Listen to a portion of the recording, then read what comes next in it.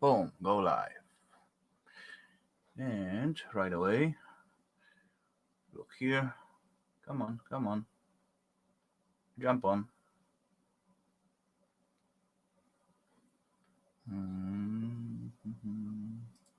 Boom, boom. This here, this there. Okay. Boom! Welcome, ladies and gents. Great to see you all.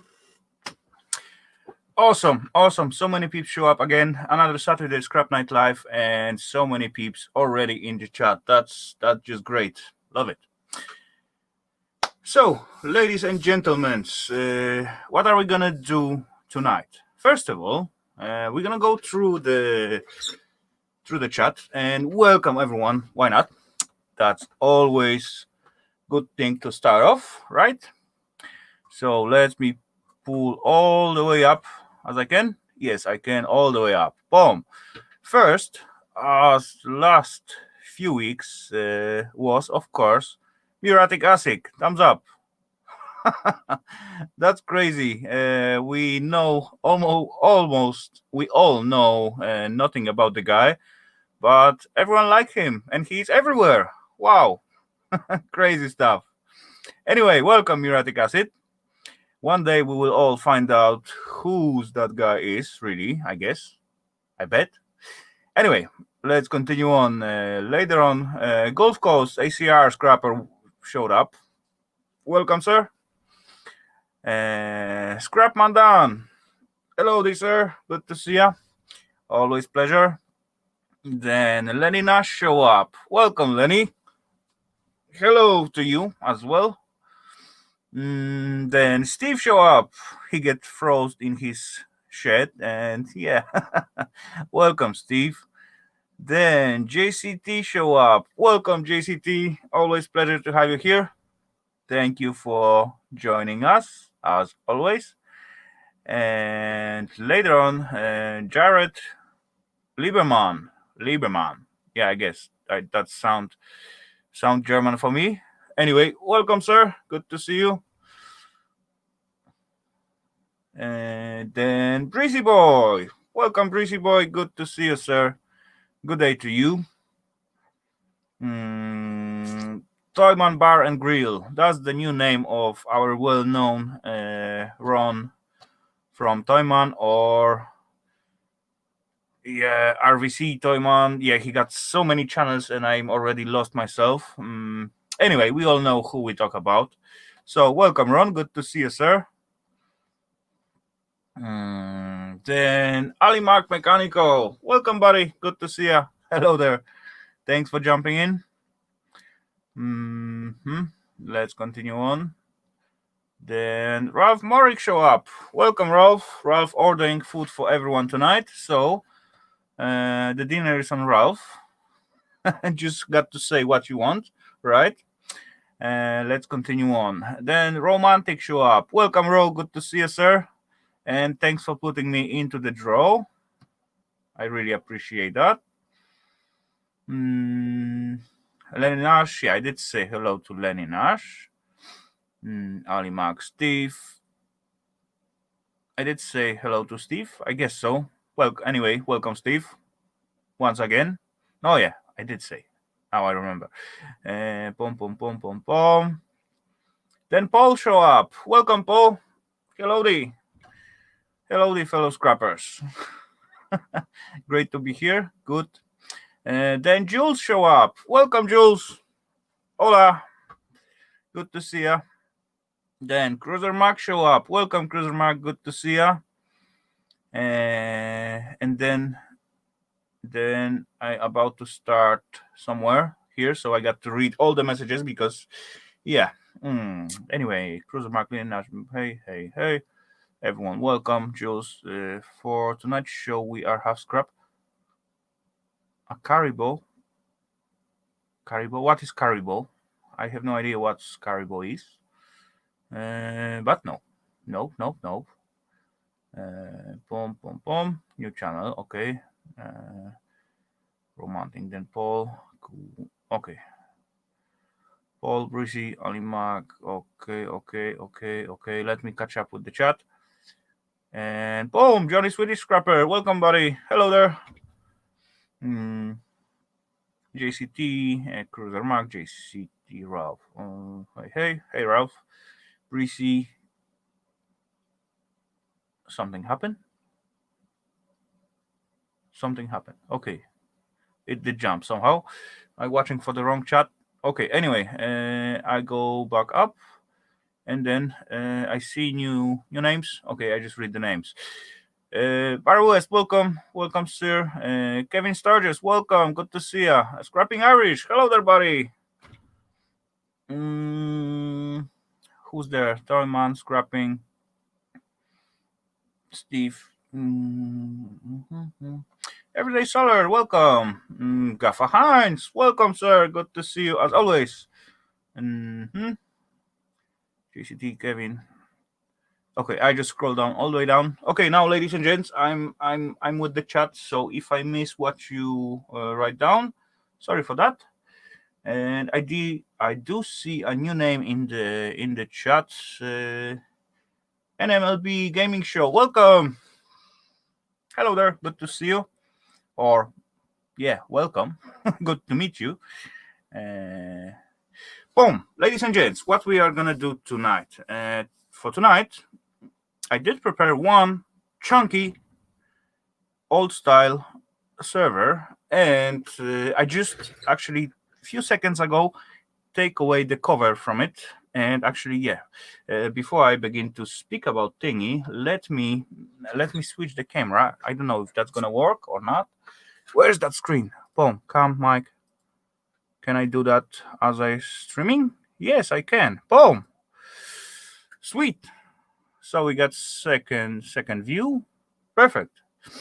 So, ladies and gents, that's the chunky, heavy server. And actually, just a few seconds ago, I did take away this top cover.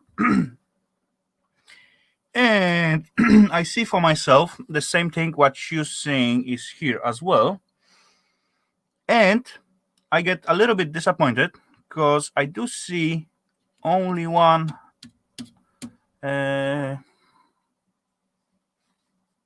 heatsink for the CPU.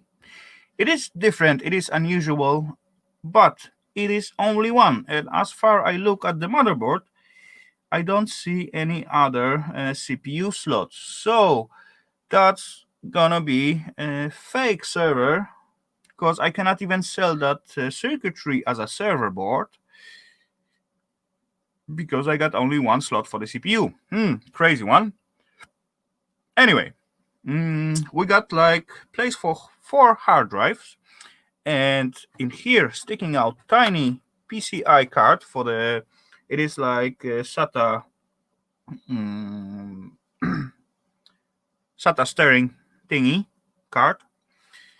But anyway, as I lift it already in the bench, I was lucky enough to lift it up and happy to get rid of that because it's quite bulky stuff. And instead of that thingy, I can store like few laptops instead under my bench. SATA expansion, yeah, kind of SATA controller, I will say, because there is no SATA at the self motherboard. There's actually no hard drive. Oh yeah, there is some. There is 2 IDE power connector, not power, 2 IDE connector and 2, and that's all basically. And all SATA comes from here to this card. So that will be SATA controller on the slot card, and it looks like PCI card. Oh well, anyway, let's get into that thingy.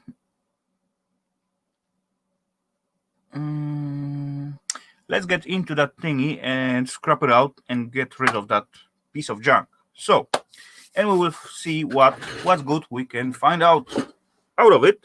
So, ladies and gents, without no further ado, that SATA card be a keeper? Maybe. You never know. You know, it's going on the PCI slot, so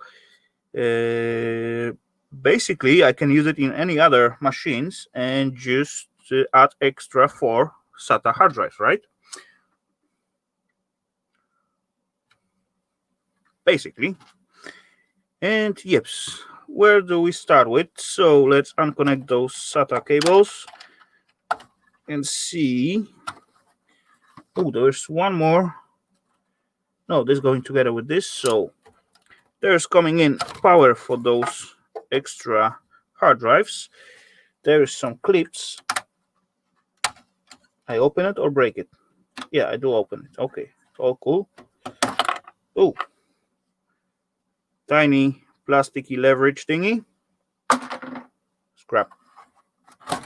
So there's our SATA connection, fast track. And what do we got here? Let's untangle those wires. Boom. So we got 4 SATA wires, some tiny IC chip under this heatsink, few caps, 2 transistors, and what's that? AC something, and there is one more wire running to here for the control for the station, and in here it's running to the motherboard. What? Ew. Dust. Clump of dust. What's standing there? I don't see. I want to know where those thingy was connected. Let me undust it a little bit. Okie dokie. So that's thingy going to HDD activity LED. So that definitely can be used on every other PC or whatever. Boom. Let's unmount the slot for the hard drives somehow. How do you gonna come out, little bugger? I do see 1, 2, 3 screwy. Let's see. Let's try. Will it come off or not?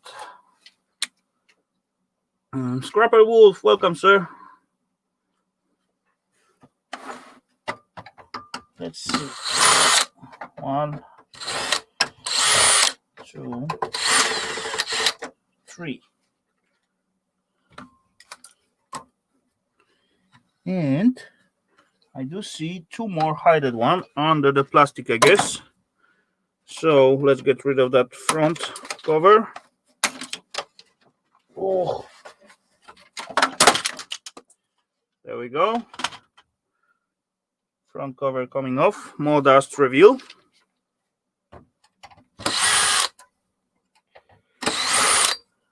There we go. Now we're talking, ladies and gents. Ooh, there's some more connections. To what and to where and for what? What's that? That just connection, and this running into here, and in here we got, what do we got? Again, what do I got there?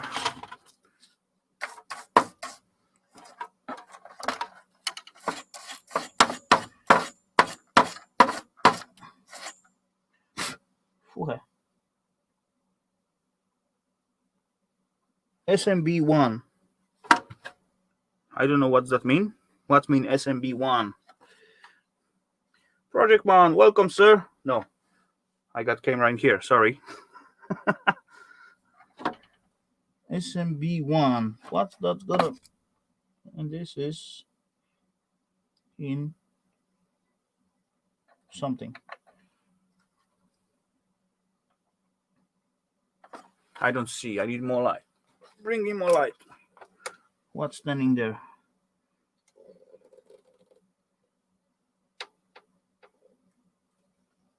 Intrusion? What? Anyway, this motherboard, I do see Fujitsu Siemens marking. So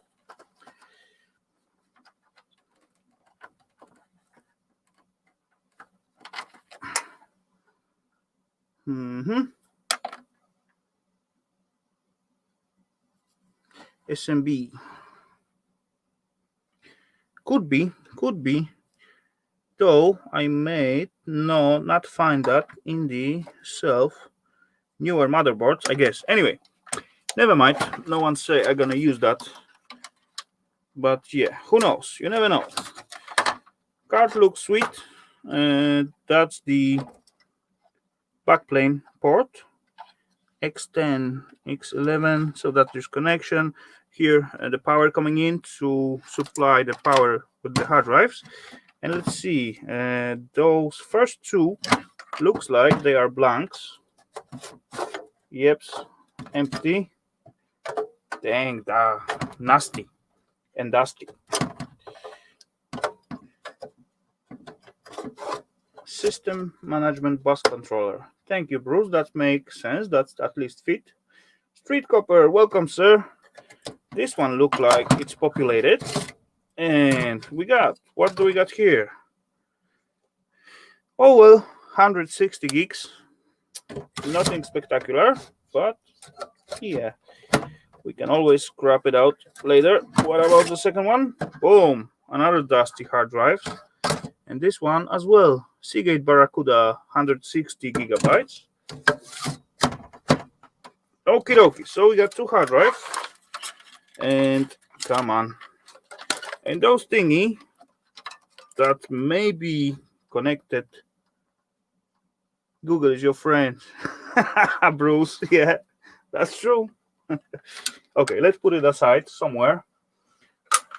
Maybe here for now. And let's continue on. What do we got more in here? One tiny wire was going to here, and that is that is our protection thingy. One tiny switch in here and one more in here at the front one, so either front cover is protected and the side cover is protected. Let's get them out. Why not?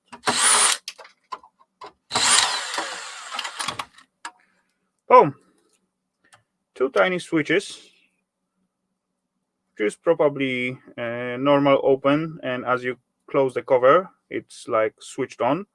So it is closed, and it's allowed to boot the self motherboard, right? Simple as it is. Boom. What else? I do see floppy drive in this oldie little guy. Boom. One screwy. No, that will be too easy. We got two screwies at the front as well.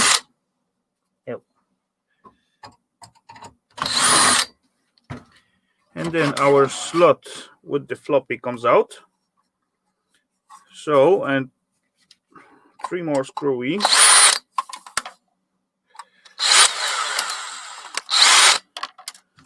Again, plenty dust.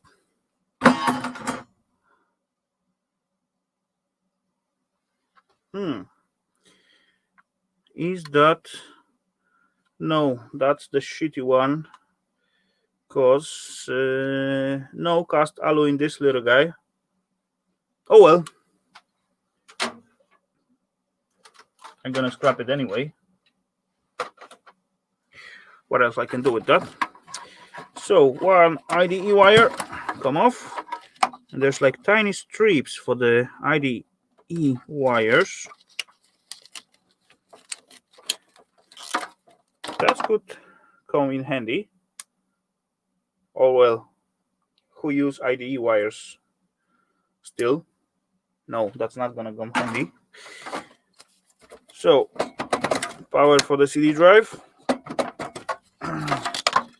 There we go. One ribbon wire with three contacts. Sweet. That's gonna be some little gold pinny in there. One floppy drive connector, FDT. still with the pluggies or pinies in it. Oh, power supply looks promising. Double, actually 8-pin connector for ATX, 22 times 12 volts, right? And 24-pin pluggy. And another tiny clip for the power supply wires. Cool. Who cares? So a few more Lexus, and there's one more power supply, P9. It's marked, doesn't say me so much, but yeah, there's one more. I bet this is for the front panel or something like that. Yeah, because it's running all the way up there, and there's some kind of buttons and to reset and power switch and so on. And there's one more pluggy, also what's running to the front panel. Let's open it up. And that was running USB 3H. No, yeah, there is USB port at the front. So that's what these are. There's one wire for the fan, actually extension cord for the fan. As you can see, male, female, and let's do what we're gonna do next. Let's grab something out of that, right? Maybe front panel. Yep, it's coming off. Those plastic things is not necessary in here. So that is our front panel. Very dusty. Don't blow on that. So what do we got? One switch, second switch, 1, 2, 3 LEDs, USB port, and 4 LEDs and 2 micro switches. Hide it, so impossible to hit from the outside.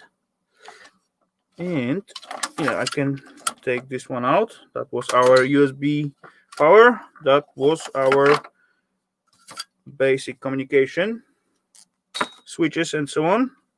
And I do see 4 tiny screwies. 1, 2. What's going on? Come on, work. Oh yeah, that's my dying machine. Okay. Anyway, boom. Just piece of shred.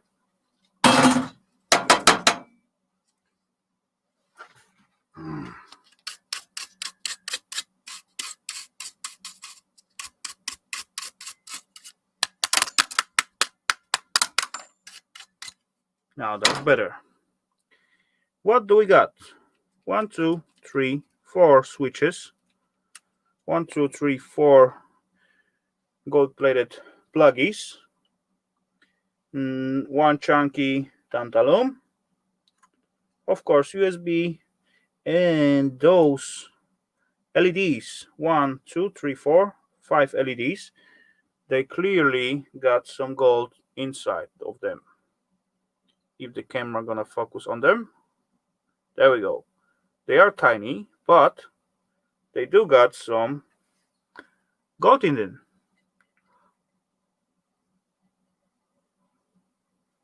Okay, we talk about food. Dang. Really? Anyway, let's put it aside.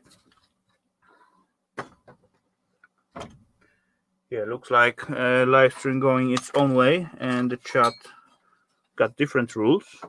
Oh well. Boom. Ooh, DVD drive. Sweet. One more to the collection of I don't know how many. Okay, that's empty. That's empty. So what left I got here? It is motherboard. This big fan behind. It's held by the screw or what? Oh, I find the keys. Come on out, keys. And actually, I think on this front panel there was some look. No, it was not. Ah, it was here. Boom. 797, S797. That's the same number in here like on the keys. So let's try. Boom. Oh well. That worked. What to do with that? Let's unscrew it.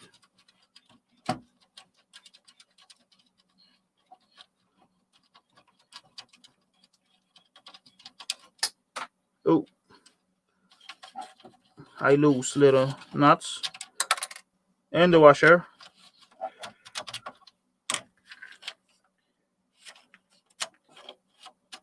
Okay, now come out.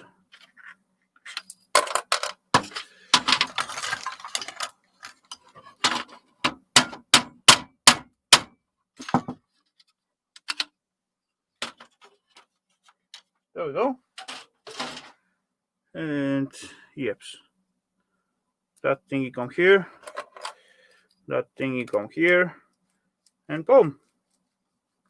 What can I do with that? Too late, Ro. Oh, what a shame. The key is magnetic. Lock is not. This back thing is. Oh well.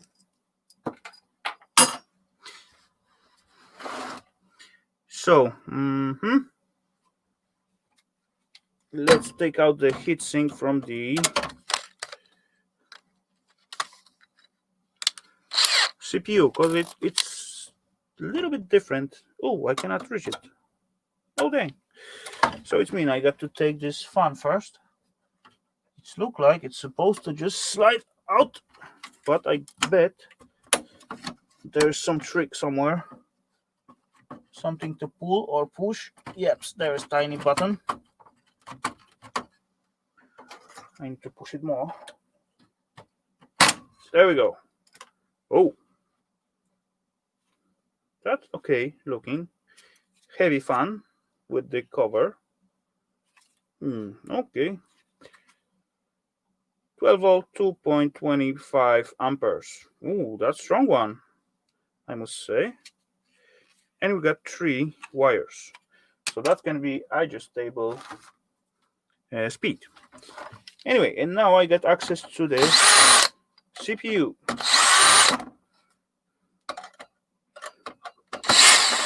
Exactly, quite chunky one.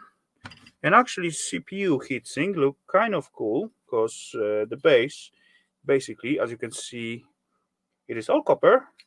The top piece, it is of course alu, and there's some extra something to make it stronger.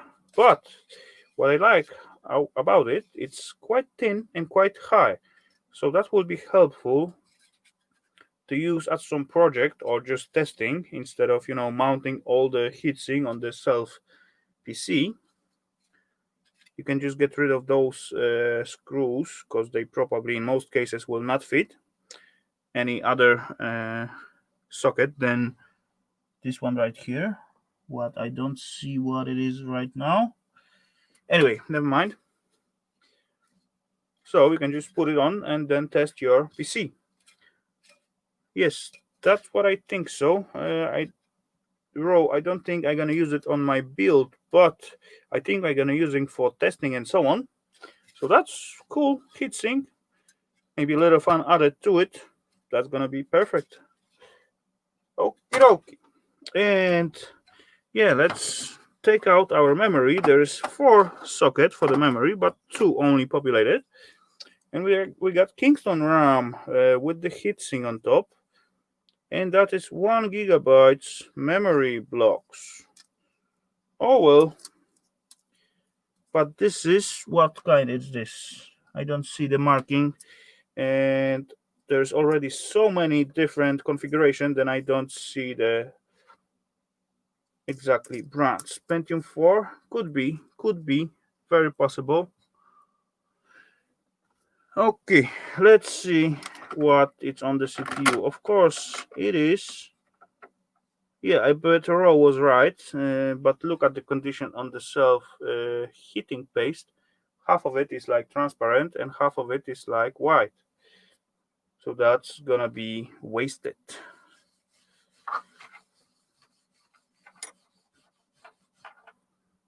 Yep, and it is Pentium 4 3.2 gigahertz from 2004.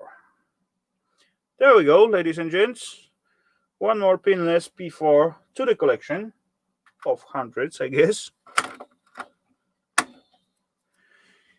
Okie dokie. So let's grab our motherboard out. Alejandro Tesla, welcome. Good to see you, sir. Thank you for jumping in. Yeah, the heatsink is quite different, unusual. I like it too.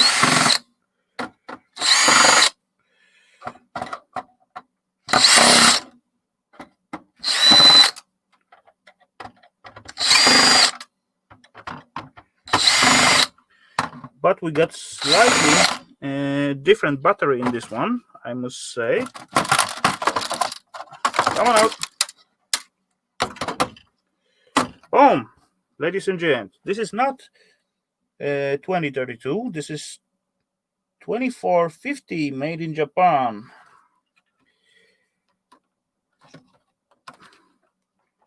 Come on out.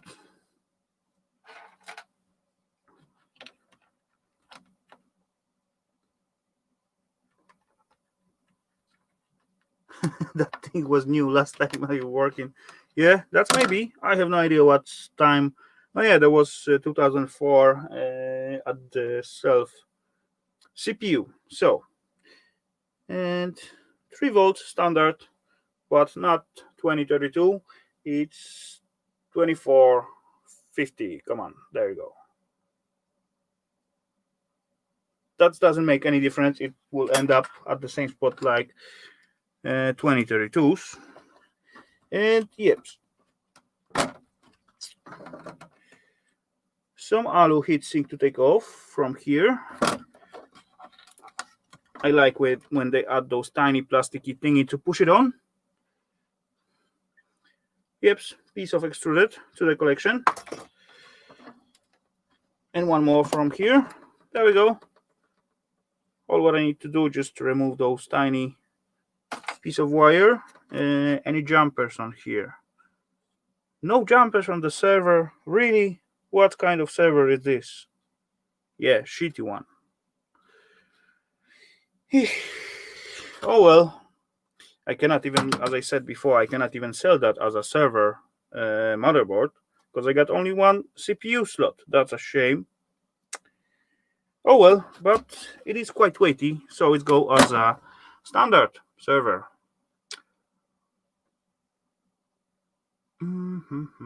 39, welcome. Hello there. Okie dokie, so that's our motherboard. That's all what I'm gonna do with that so far. Oh, stand for the actually support for the CPU looks cool.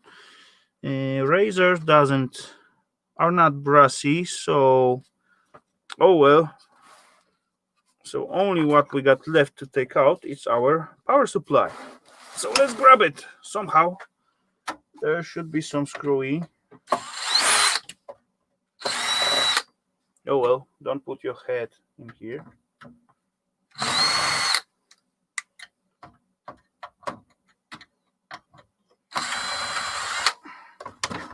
Boom. Ooh, that's a big one.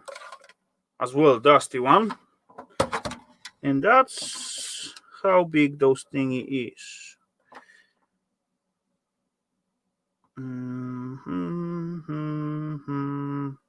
Max continuous output power 410 watts. Really? Oh well, that's not really a lot. 400 watts. That's laugh. For the server, really? Yeah, but we're talking about like 15 years ago. So, electronic scrapper, welcome, sir. Oh, hello there. Pretty rainbow ribbon. Yep, it is plenty. Okay, let me get rid of that thingy from here because it's way too big to keep it in here. Okay. Move yourself, chair. And it's heavy.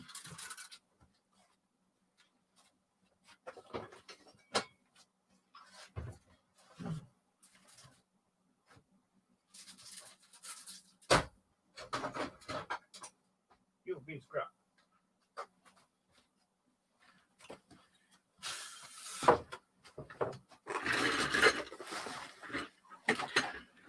Boom, ladies and gents. That's the one of the fake servers. What's warm me up a bit. Boom, e-waste mite. Welcome, sir. Good to see you as always. Oh, I forget to get rid of that plasticky stuff. Oh well, let it sit here for now.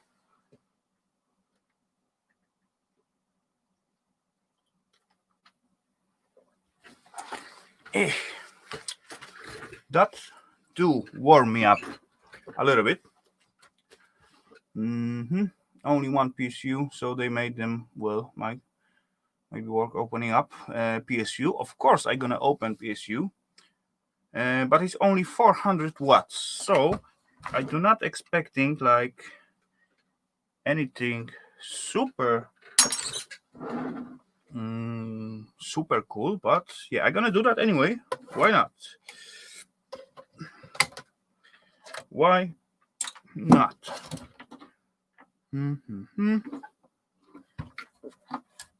Anything interesting except the tons of dust?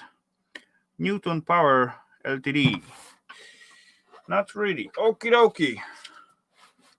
Yeah, PSU, I like to take them apart again. And actually, even at some server PSU, I did find like brassy heatsinks.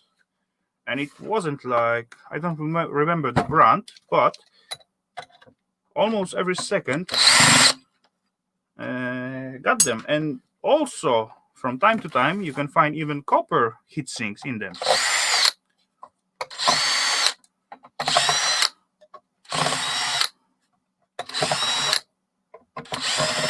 Right now, I don't know if it's battery or machine.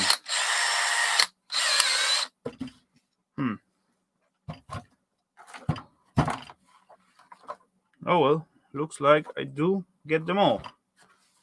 Okay, open up, buddy. Open yourself up. You need help?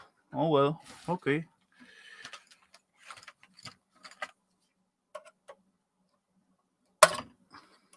Don't stab myself. Okay, this way. Let's try. There we go. It's got to slide out. Boom. And I see as much as I saw before. Nothing here, just shell.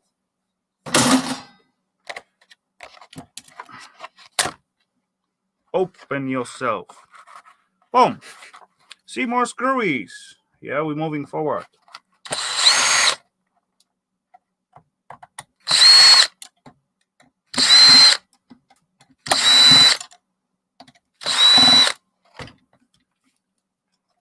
Yep, one side is loose.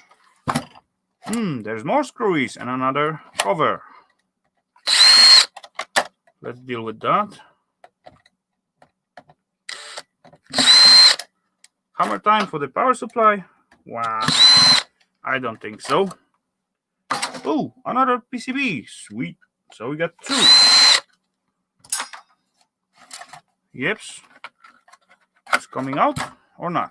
What's going on here? Ooh. Yep. Some more empty shred. And let's open that sandwich. There we go, ladies and gents. Now we're talking. One tiny fan. Oh well, to the fun pile. It was right in here. 1, 2, 3, 4 extruded alu heat sinks and one simple alu heat sink. Not too bad. Ooh, look at that. 450 volts, 390 microfarads capacitor. That look good. That's gonna keep some charge. That could be good stuff. Oh, I can even unplug the one piece from another. So, what are we gonna take out from here? I'm gonna take out this fuse. Boom. To the collection. Oh, my tiny jar with the fuses get full. So that means I'm gonna drop them into the bigger silicone. No, you mean this one on those coils? Yeah, I think that too. And I'm not even gonna bother to take them out from here. What I'm gonna grab, it's gonna be a quick pick, and I grab the easy stuff.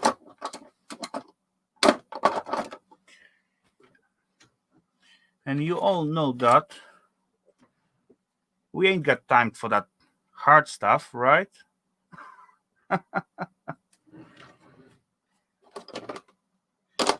Where is my tiny pliers? I used them today, actually. What did I did with them after I used them?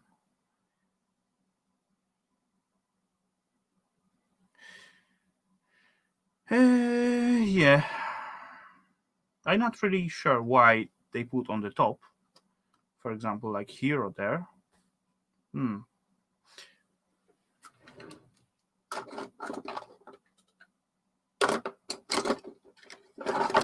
I see one pliers in here, but this is not the one what I look for. Oh, there they are. Got it. Say it with meaning.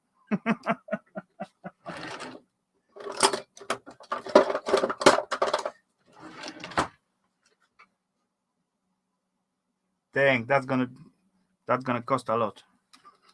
You are pricey, Mike. You're getting too expensive. Okay, I will pick this little guy, those tiny relay thingy. What else I will pick? I will try to pick out those heatsink. Boom, like so. And I would try to pick out this little bugger.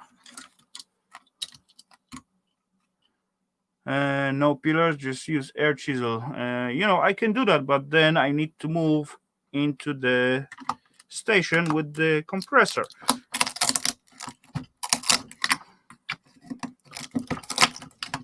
And not every time I feel like or want to move my camera and so on, that's gonna do the job as well. I'm gonna leave this one and all that thing is. Yep, that's all what I gonna pick up from here. I ain't got time for the rest, right? I'm gonna grab as well the wires. Why not? They are so exposed, so it will be seen to not grab them, right? Boom, number one. Bill, welcome there. Good to see you, sir.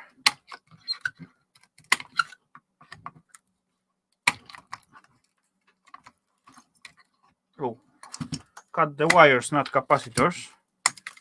That's gonna make easier. Boom, handful of wires. Oh, that's heavy. And the same deal. I think I'm gonna grab this little thingy.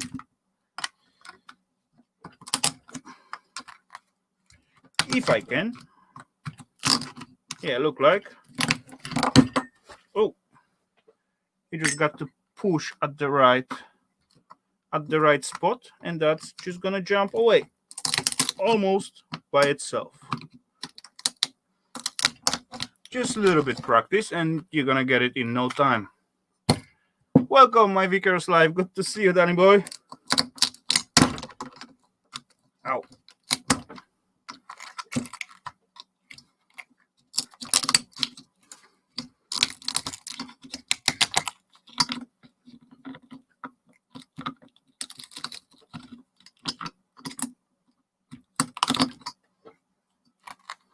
Yes, that's exactly what I said, Mike.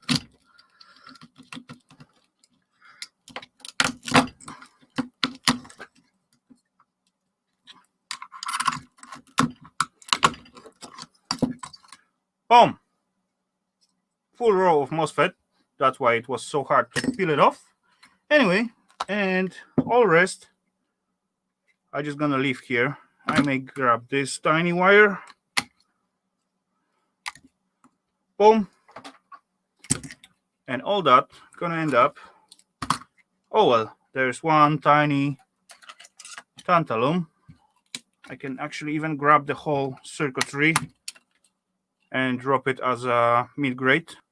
As you can see, not so much junk, few ICs, few tantalums, and that's all. So all that gonna end up in the low-grade pile.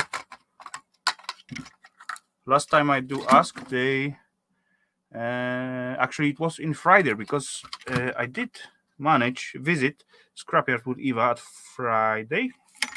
I guess so, it was Friday 21st. That was Friday, yeah. Anyway, we managed to visit. Of course, they welcome us very warm. They haven't seen us for a long time. And yeah, of course, we come back home with the 130 kilograms of PCs without any memories, but they do have some hard drive, all have CPUs, and yeah, most of the stuff except hard drives. Anyway, I still actually play the whole day actually today with them, and yeah,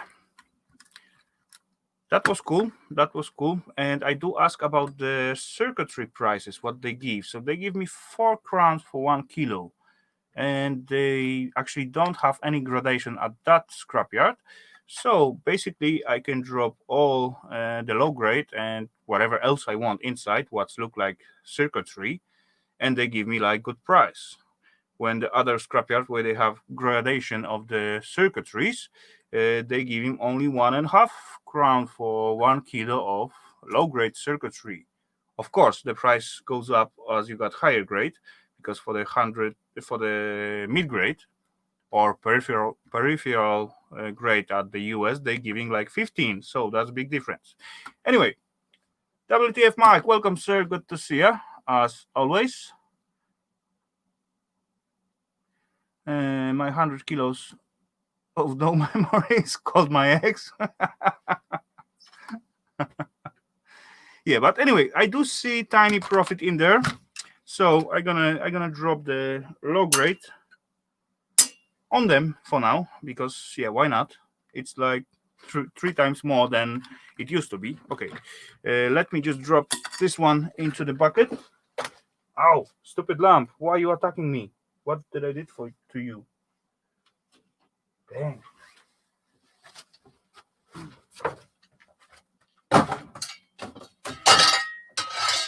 And you what?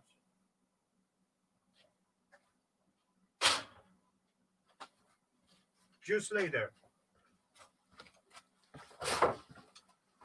Stupid pieces of metal, they just jump on me. Oh well. Dang. That wore me out, I must say. A little pulling of the alu. Boom, let's play with that thingy. That's basically almost all what we got left of that server / fake server.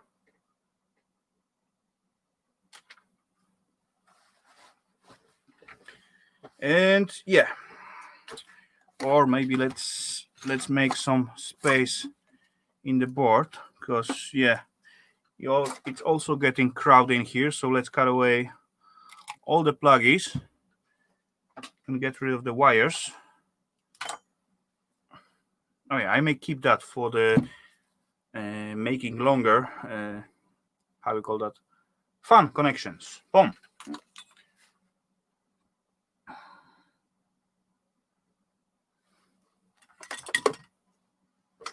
Okay, so pluggies away, weg.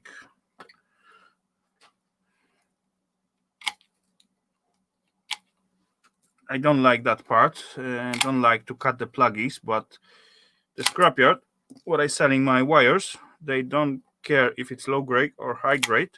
They give me one price for all the wires. All they asking to cut the plug away. So, boom, that's still good. Handful of wires. Boom. And it's already cleaner at the bench. Just one more pile with the pluggies to put into the basket.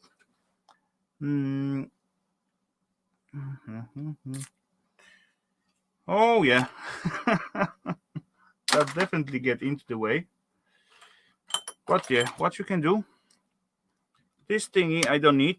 Yeah, 2 switches. Boom. Boom. Snip.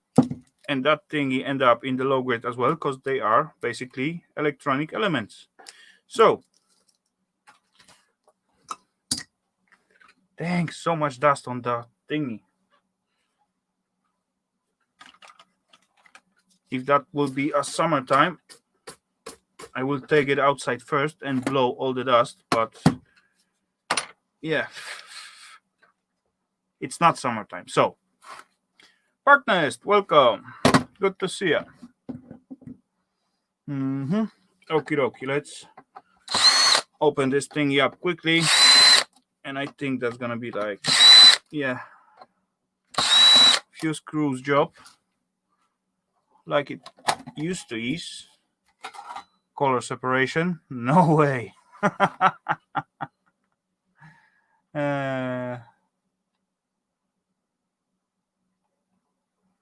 That's the question for me, Partners. What is the previous live stream? I don't know what you mean. Oh, this is older one. That's cool. Quite nice. Boom. That's come right off.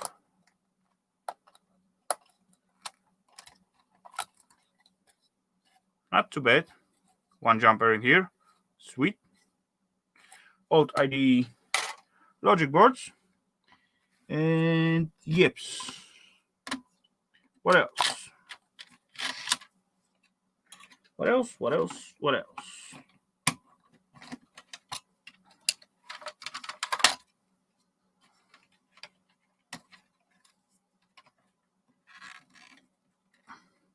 Brass spindle. We about to zero. We are about to see.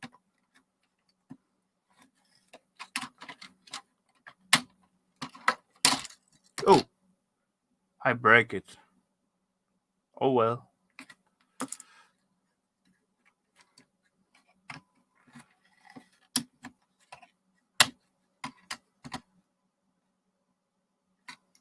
What's a jumper? You don't know what is a jumper, Lenny? Dang, really? How you cannot know? I just about to show you. You see that connection in here? There's 3 options to connect that thingy to be a slave, master, or cable selects.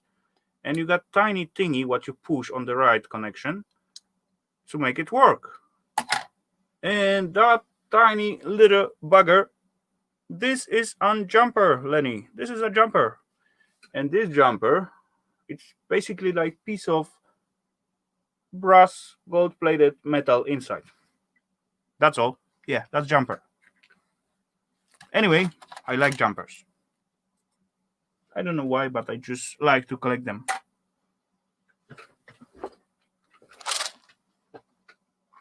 There is one tiny box of jumpers. There you go.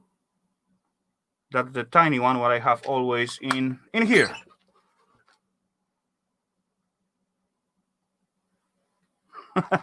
No worries.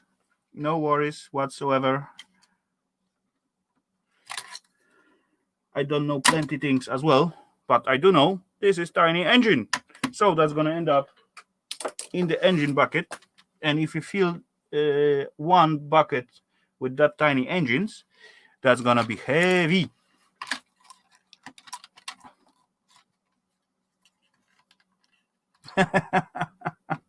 Welcome, Alexander. You almost nailed it. I need flat flat Phillips so far to get this engine out, and I do have it right in here. Boom.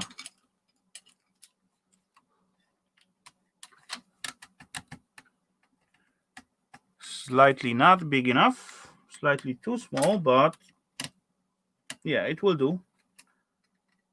It will do.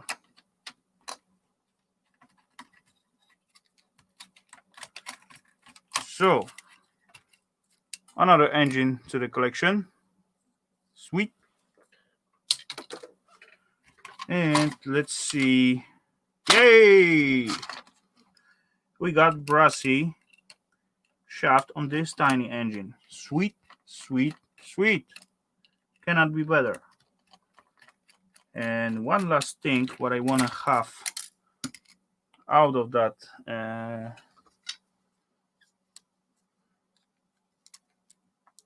optical drive, it is,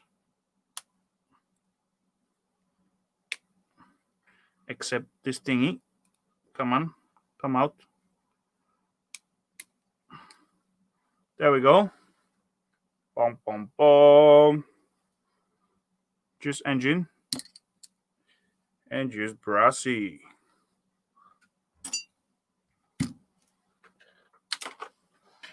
One last thingy what I want to take out from here, it is laser. How could I do that? I need to undo here. Look like, oh well, two more screwy this or that way will not harm me, I guess. Piece of shred. There we go. That's my laser. Sweet. Always worth to collect them. You know, you got at least one diode with gold legs and of course gold bonding wires. And actually those tiny shafts in here, there were those thingy what laser just slide in and out. They making a good mini punch to punch out something. I do have quite good collection of them, but I do like to have them magnetic. At some points they are not magnetic, but having them magnetic, that's make them a slightly bit stronger, that's for sure. And if you got like me, I got like a row of magnets screwed out in here on my shelving, so I can just stick it on it and always have it on the under the hand. So that's tiny hint what to do with those punches. You know, 3 or 4 pieces hanging in front of your bench, on top of your bench. That will not harm you for sure. And every time you need to punch something small, there you punch, ready to go. Boom. Yeah. They do really well, Lenny. I must say. They do really well as a punches. And sometimes when you get like those slightly different one with the, you know, such an end like so, they also could be helpful at pushing out some tiny brassy bushes and so on.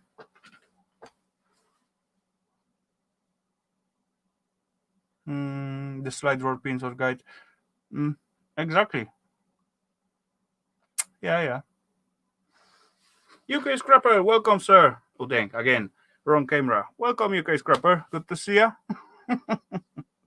Anyway, ladies and gents, we are about to hit 1 hour mark so far, I see.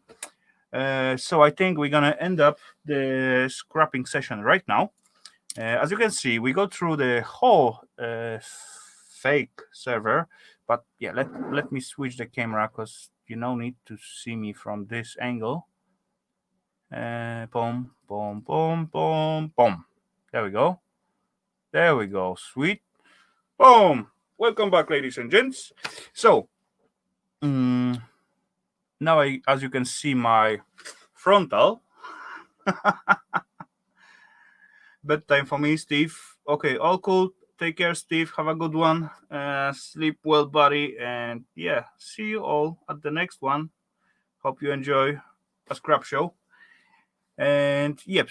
So, ladies and gents, we just almost finish out. Only one piece what we've got left. It's the tiny and snowing floppy drive. So that's good enough, I guess. I hope.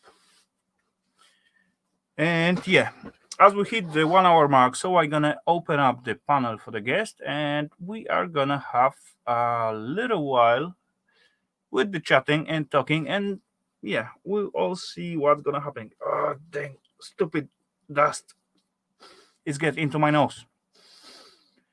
Whew. Anyway, what I am about to copy the link.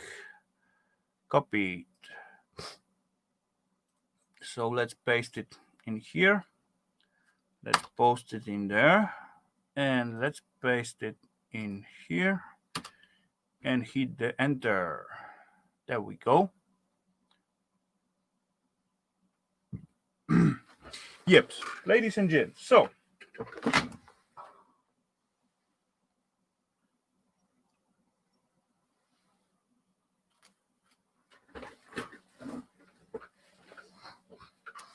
So what do you guys think about those server?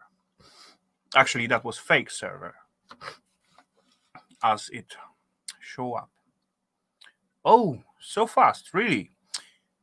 Okay, ladies and gents, let's play some game. I do see one face in the basement, and his name starts with an S. Boom, let's guess who's that gonna be. And the guy with the name started with an S.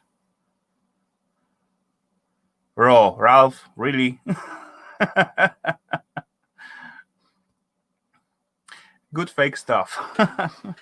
Anthony, Red Way of Life. Welcome, sir. Good to see you, buddy. Hope you're doing well so far. Boom, point for Brissy Boy. He get it right away. Welcome, sir. Hello, everybody. Audio on, please. I thought it was on. Going on. You can't hear me? Boom, I got audio. Hey there, Sharky. Now I can hear you. Okay, good. Just want to make sure it wasn't on my end. No, you know, as I streaming or something, I'm not using my speakers, and after some time they just shut down, power off. Yep. I gotcha. And every time when I, begin to chat or something, I always forget this is already shut down. Anyway, good to see you, sir. What with your? Oh, you got. It's look like dumpster Jerry creation, right? No, it's something my wife got me for Christmas.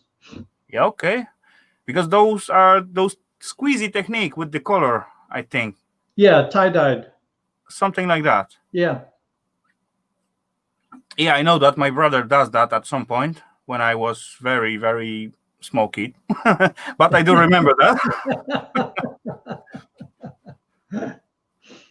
Yeah, I thought I'd throw everybody off and wear something other than my prison garb. Oh, cool. Oh, ladies and gents, I do see one more face in the basement. And this guy start with an T, and I must say he's okay. Let's not put the hints already. T. Let's try to find out who's that gonna be.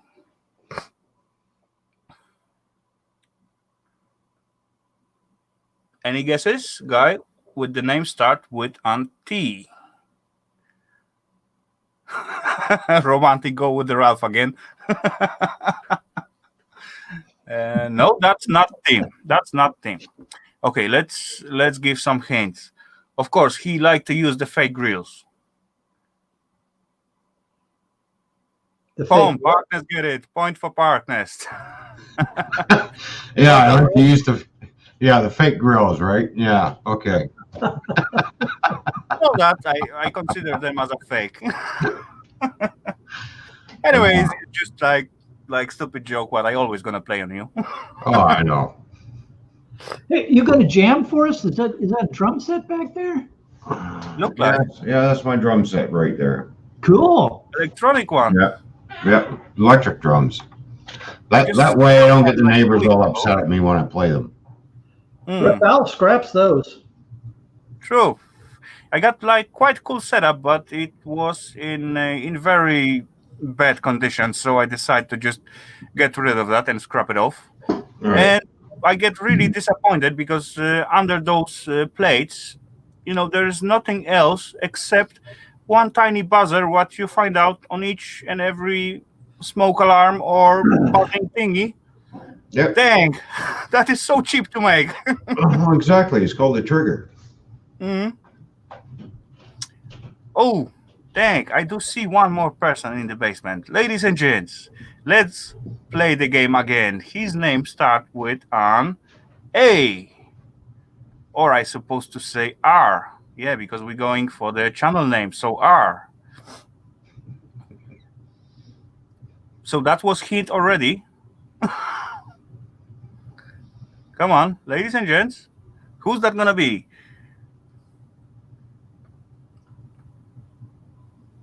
Ralph.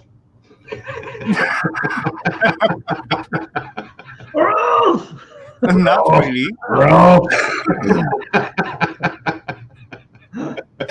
Not Ro. Okay, his channel's name starts with an R, and his real name starts with an A. Come on, the guy was in the chat. Really? Just scroll up. That's cheating when you just scroll up. Yeah. You can always say you got bad memory, right? Well, that's a given. Well, we know it's not Scotty. Oh, come on. No. Ralph is still eating, and I bet now he goes after my double cheese pizza. No one? Really? Come on. Boom! Point for Sharky. Welcome there, sir. Oh, there we go. Yeah, look. My northern brother couldn't even guess my name. Really? Really?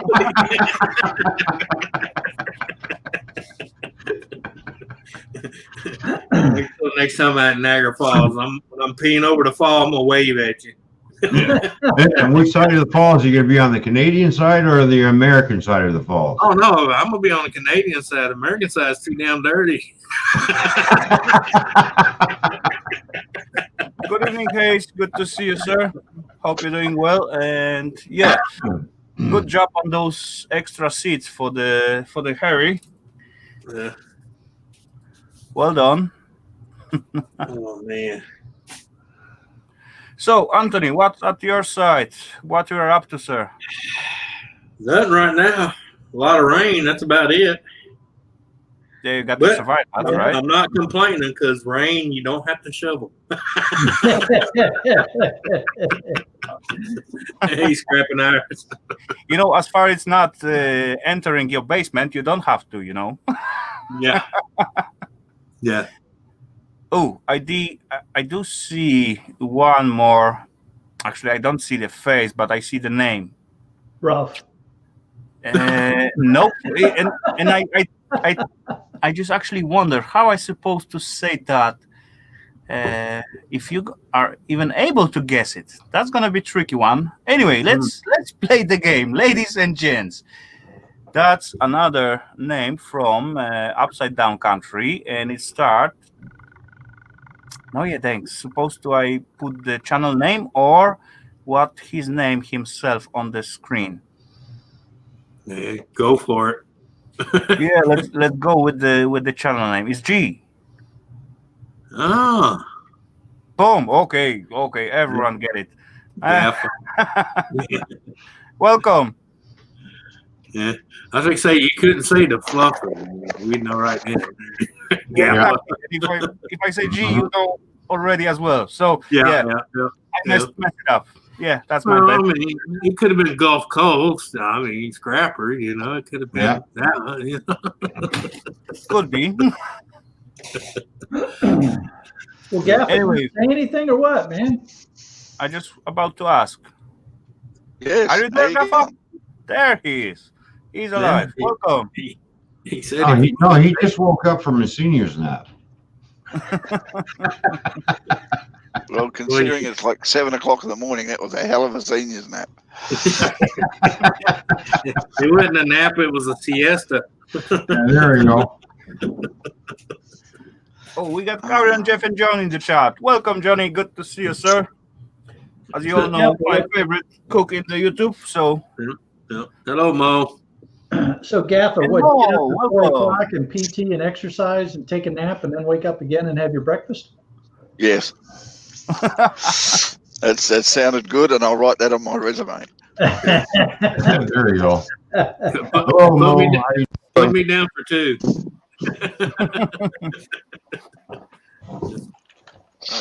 So, what's happening? How you going, Rafal? as you see, sir, another Saturday Scrap Night Live. It's like a scrap show on, and it's finished. And now we're going to enjoy a little bit and just having fun, as usual. I've been watching, pulling apart an old server. Yeah, that's turned out like fake server, but oh well, it happened. Anyway, I do see one very well fed face Ralph. in the basement. Ralph. No, that's what we call him after he's fed, and he decided to bring it back up again. Ralph. Hello. How you going, Ralph? That's when he runs in the back room. Yeah, but that's when he runs in the back room. You calling me? No, I'm puking. Get out. Yeah, there were some lasers, Mo. Actually, there were at least one lasers through that stream.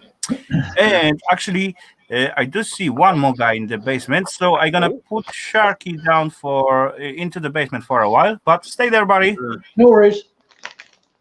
And wait, where's that Mo?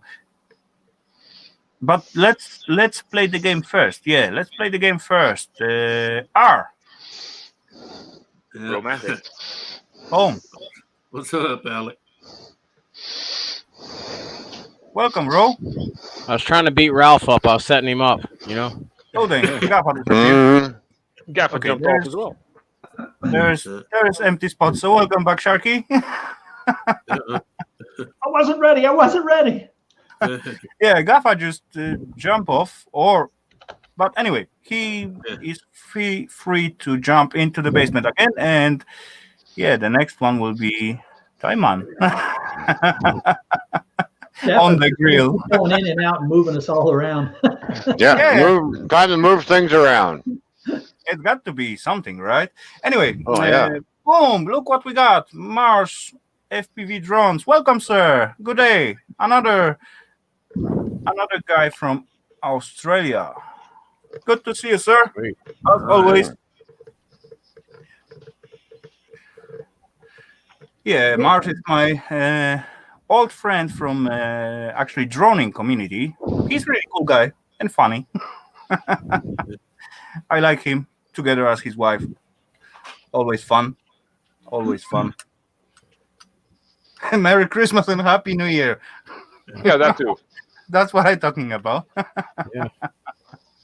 And boom, I just get hit with £4.99 from the Johnny. Thank you very much, Johnny. Really appreciate that. Get yourself a Diet Coke or something. Mm-hmm. Or a regular one. Yeah, sure. Yeah, just drink out of the bottle because obviously he doesn't own any glasses. So what am I drinking tonight? I'm also the only one here, so nobody cares. There you go. Saves on doing dishes. For tonight, done the dishes at all this year. Tanya, I got prepared one tiny bottle of beer, Belgian beer, a little bit cloudy. My neighbors. It's called Hoegaarden. Hoegaarden? Only like 4.9 alcohol, so not crazy strong, but it's like 0.7 liter bottle. So, and as you can see, I don't know if you can see, but it is cloudy. Makes you wonder what's in it. True. I bought that in the middle of the week, and then I look at it. Oh well, let's save it for the stream. So anyway, ladies and gents, it looked like this bottle of the beer was sponsored tonight for Carry On Jeff and John with the $4.99 super chat. Thank you very much, and cheers. Boom, ladies and gents. Okay, let's make it right. Let's make it right. Not remove. Where is those button? There it is. Nope. Boom, boom, boom, boom, boom. To the mic. Uh-oh. Dang, it's not gonna. Nice. There we There go. we work go. out. Anyway, it's smoking. Dang, it's home. It's Yeah, wait, smoking. wait, It's also foaming.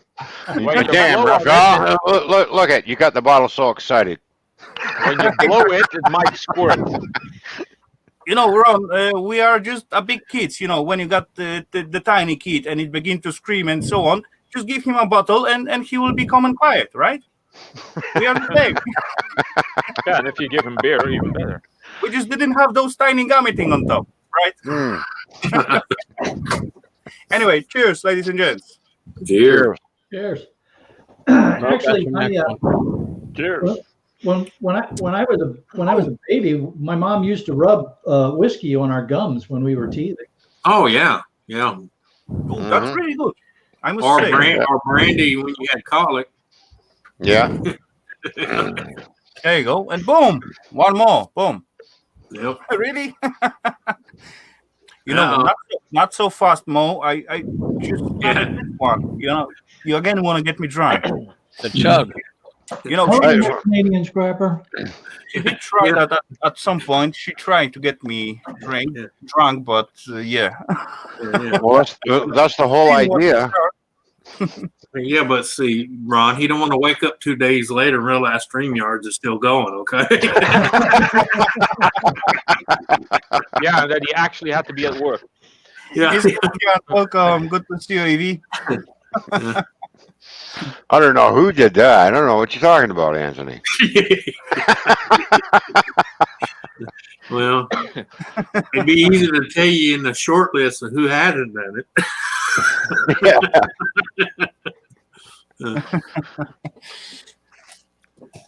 Okay. I'll just say your name's not on the short list, okay? There you go. Oh yeah, that's the comment what I just highlighted. There was $1 billion win on the lotto in US out there. That's crazy amount of money. One person bought the Isn't that ticket. insane? One person bought that ticket for $700-something million. Mhm. Yeah, one person. Only takes one ticket. Yeah.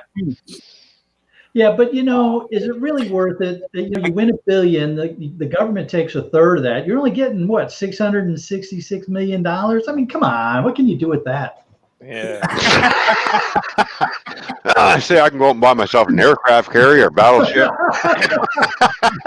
You can basically give 600 people $1 million and still have 66 million left. I don't know. Yeah. There you go. Ron had a better vision than me. I picture me on top of a double wing crop duster, butt naked, spreading my cheeks and telling people to kiss my.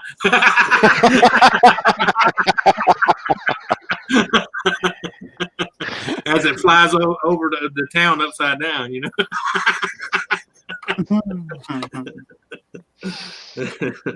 Move to the private island. That looks promising. Yeah, and there's about 6 of them for sale right now, so it'd be possible to do it. You know, actually, Anthony, you have no idea how many island is for sale, and it's actually. Oh yeah, I'm just saying off the top of my head, I know of 6 that's for sale. Yeah, but anyway, even you can afford it. Believe it or not. Oh, They I are know. very cheap. Yeah, but it's you know, I was actually seriously looking at one off of a certain coast, and I was this close to buying it, and it wasn't that bad price wise. But the thing is, everything has to be ferried in and out, and that's the cost. Yep. Yeah, but that's the magic of Ireland, right? Huh? I said that's the magic of Ireland. Yeah. No, yeah, I know that, but I'm just saying to even get a home built on it because there's nothing on the one I was looking at to get a home built, and there wasn't enough woods on it to whack down to make a house. All depends what you are aiming for. If you're gonna make like standard or let's say middle class home, or you're gonna just go off grid totally. No, I was gonna go medieval stone wall castle. That way I can shoot you from all directions when you come. Exactly. A big wall around it. Yeah. About 8 or 9, antique cannons, Project real life Welcome, Minecraft. Tim. Build a castle. Yeah, that's it. Yeah. Even if I got to shove forks and spoons down that cannon, I'm gonna fire something at you. What movie was that again? Yeah. You'd have to get good at fishing, though, if you lived on an island. Yeah. Oh yeah. Here we got plenty opportunity to got, let's say, on holiday to the, let's say, tiny island. We got plenty of them in here, and we do use that quite, maybe not quite often, but from time to time, we just take a weekend out or 1 week out in some island, and that's always cool. As you go from the normal land to these tiny islands, you see like totally different times. You like go to the, let's say, 500 years ago in there, and everything is old, everything is like quiet, and it's cool. I love it. It's awesome. As far you stay there like few days, you get a little bit tired because you got to stay on some kind of hotel or room or whatever, and it's hard to get some food and all the stuff, but it got pluses and minuses like everything, right? Yeah. But the set climate of those islands, when you doesn't have access with the road, that's awesome. There was one where it was like just ferry to get into it, but later on they make some bridge in the floating bridge to get in. No, just standard one. Anyway, it lose the magic. The whole island lose the magic right away. Right. Yeah, because now you got access for everybody else to come. True. Yeah. Oh, we got Shandog in the chat. Welcome. Good to see you. Thanks for jumping in. Hope you're doing well so far. It's all good at this side so far. Colin K, welcome. Now I see so many new names on the chat, so that's good. And now I can react to that. I need some assistance as I scrapping, and I could use for someone who read the chat for me instead of scrapping and looking from side to side. Get one of those bots that reads the chat out loud for you. Oh, that will be there annoying. you go. It's annoying. That and something, and something. That's smiley face. Yeah. It also reads all the emoticons. Yeah, I know. But it's the fact that it's got that voice that just cuts through you like a dull razor knife. True. Can you program those bots to react differently for different people when they come up? Yep. Probably. Yeah, you can.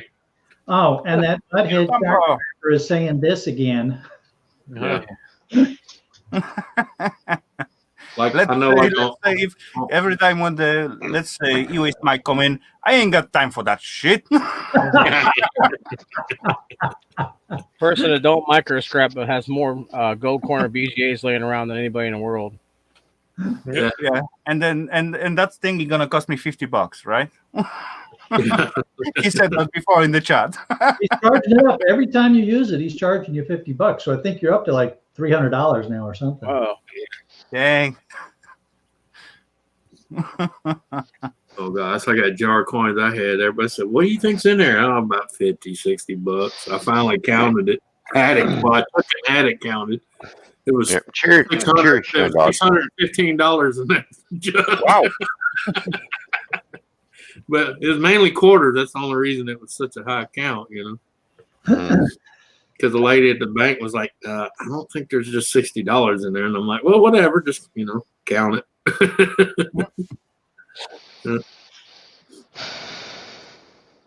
There was some case at some guy gonna try to pay in change and went to the shop and just dropped like big bag of the coins. So they actually refuse to count it. And they can't. They can't. Yeah, they can't, but they did. And the guy get pissed off and, get a big case out of that. Yep. And of course, we had that happen here. A guy actually came to pay a water bill, and he had a wheelbarrow full of pennies. No, yeah, I think I read something about that. Yeah, and they tried to refuse it, and then of course, he's like, "You got to take it. It's legal tender." And then they're like, "No, we don't have to." Well, they called the cops on him. I guess they thought they were going to drag the guy out, and they looked at him and said, "Well, sir, it is legal tender. You have to accept it." Yeah, of course, right? But with pennies, there is a limit to what you can use pennies for. Right. Any other coin, they have to take it, but with pennies, there is a limit. I don't remember what it is right offhand, but I know there's a limit with pennies. Well, the guy wasn't being an ass about it. He said, "Look, I tried to take it to the bank. The bank wouldn't even take it." Yeah, that's true. I did try that not so long time ago. Normally at the banks, it used to. They used to do it. When you drop your coins, they give you a receipt. You go to the lady, and she put the money on your account or give you the money. Right? Easy way. But they cancel all that machines, and there is nothing like that anymore. So here, coins, you're in trouble. Yeah, well, here in a few places, you can find machines in certain stores, and they call them coin stars. But you pay a percentage to use 10%. The machine. Yeah. I did even went to the bank because we got like few automats, washing automats for the coins. Hey, Scrap Dog is in here. Collect those coins, and as I got like, let's say 5 kilos, so that's equal the amount of the money, then I used to turn it into some bigger stuff. I cannot walk with the 5 kilo in my pockets, right? Yeah.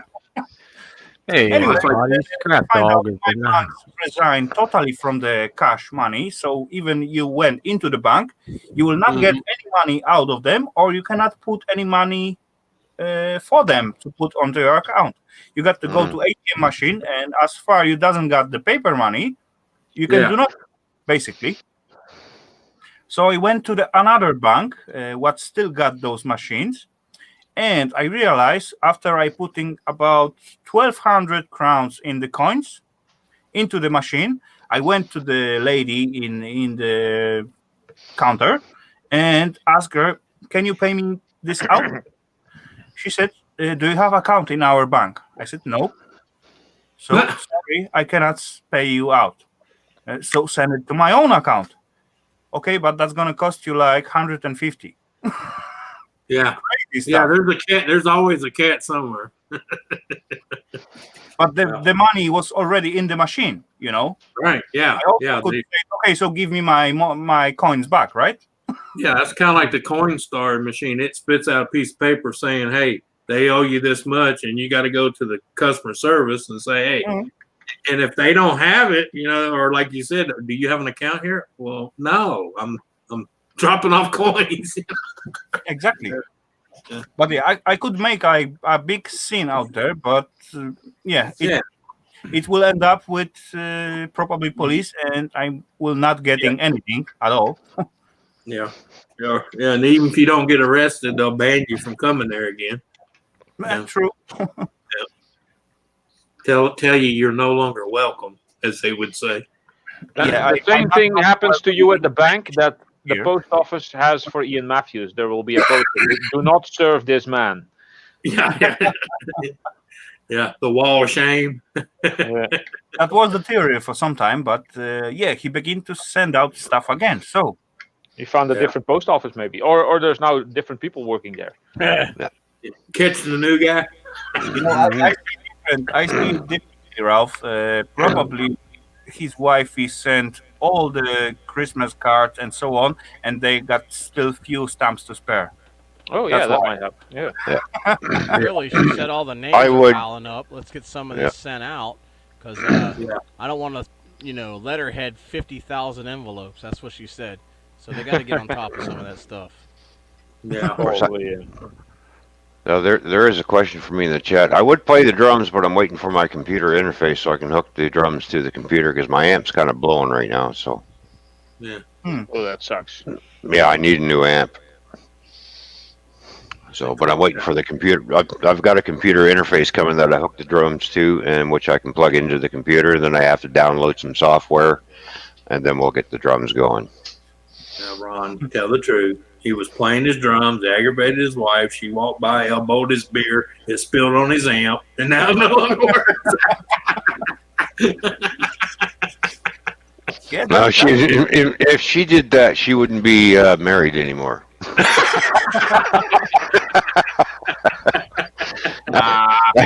That's called instant divorce. I don't believe in that. You divorced her because you broke your amp? No, she spilled my beer, Your Honor. Yeah, that's right. Hey, I've heard crazier things in the courtroom. Oh, so have I. Man, then. So, Yeah, as you All see, right, we're doing Raffle, well. I'm gonna jump down, buddy. yeah, I just don't have $1,000 for a new amp right now. Right. I have 3 Go ahead, old take amps off, over y'all. here that I'm going to scrap out, but they Yeah, are they're- old. Yeah, they're probably no good for electronic drums. Probably not. No. No. One is from like the 2000s ish, like Right. between 2000 and 2010, I guess. One is from Yeah. like the 90s, and there's one that's either from the late 70s or the early 80s. Hmm. That one's the heaviest. Yeah. I'm gonna do a video about them soon, ish, or sometime when I find time. Well, you'd be surprised at how many people think, well, you can just hook a guitar amp to your electronic drums. No, it's a little bit, it's a different type of amp that you have to have. Yeah. Yep. You Yep. just can't take any old amp and hook up to it. Well, no, the signal output of them drums is a lot different from an old guitar. Exactly. Yeah. Okay, ladies and gents, I do see one more face in the basement, and let's play the game. His name starts with an P. A P? Park nest. Oh, Ralph. Yeah. Welcome, Parky. Yeah. Right, first time, Ralph. I thought you Yeah. said B. How you doing, Park Nest? I said I'm P. good, Ron. I'm good. There's Yeah, only now, one staying on the person with a subject P. of Ian, he's got his finger out. Yeah, He Ian sent got me his finger. not one, not two, Oh, dang. 3 stickers. Ooh. Yeah. You're a lucky Oh. one. Well, I he's, did. he's in the UK, so that Yeah, might he's be. in the UK. It Together, didn't cost that's why you anything, get 2. or very little. Yeah. So he's getting his finger out. And there's a proof. Yeah, we all playing jokes on the Ian, but yeah, that's funny. Yeah, Let's keep that. he's going to start losing that reputation. Carries on like this. Yeah, as far he begin to send out everyone, then he lose his reputation, right? Yeah. Well, no mail still for him. Has it even gotten off of the desk yet, Ralph, or is it still trying to work its way across the desk? No, it's still over here. in a box, in a piece of cloth, where it's safe. You know, Solar. That's not say fair. being might too not be early. the As one, far but as I'm doesn't going have first. the sticker in your hand, you never know.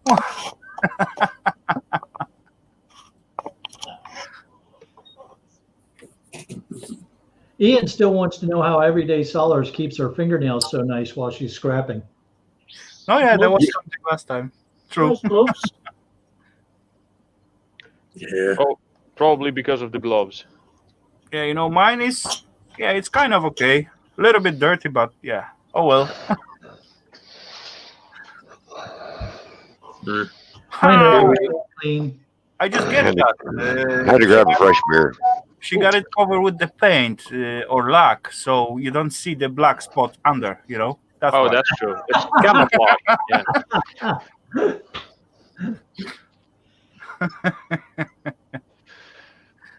That's it. She's going to start painting her fingernails black. Dun, dun, dun, dun, dun, dun, dun, dun, dun, dun, dun, I just dun. think it Rolling Stones song. Yeah, exactly that. I see I see red nails and I want to paint them. Paint them black. Oh, yeah. Oh, No, Brian Jones will be turning his grave. everywhere around 210 Beach has been closed. Just to give you a heads up.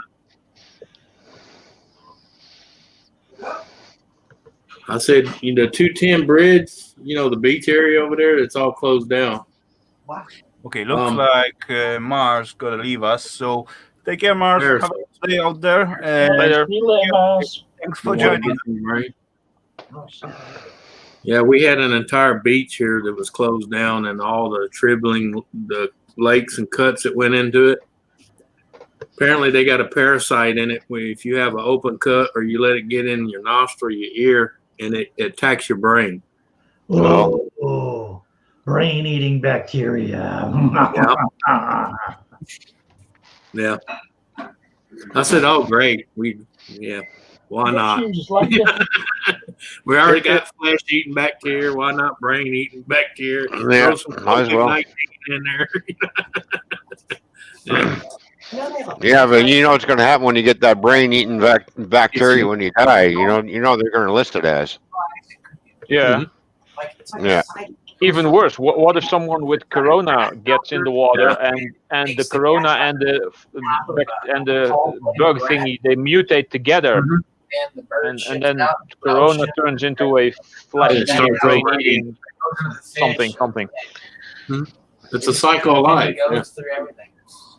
Yeah, I know what worm you're talking about. I don't think a virus and a bacteria can do that. They're two different things. Yeah, well, yeah. Then maybe It takes you over. the bacteria gets infected with Hi, virus. Boris. And boom. Welcome, Abelski. Yeah. What was that? What was that sound in the back? Someone playing something? What sound? Yeah, I don't know what you're talking I about. hear some background on something. You're hearing things, Rafal. There was no sound. My printer Okay, is going, that but that must be doesn't that, make much noise. That must be that Belgian beer, I guess. Yeah. Hopeful then. Oh no, he's got the brain-eating parasite in the beer. Of course, the bacteria gets me.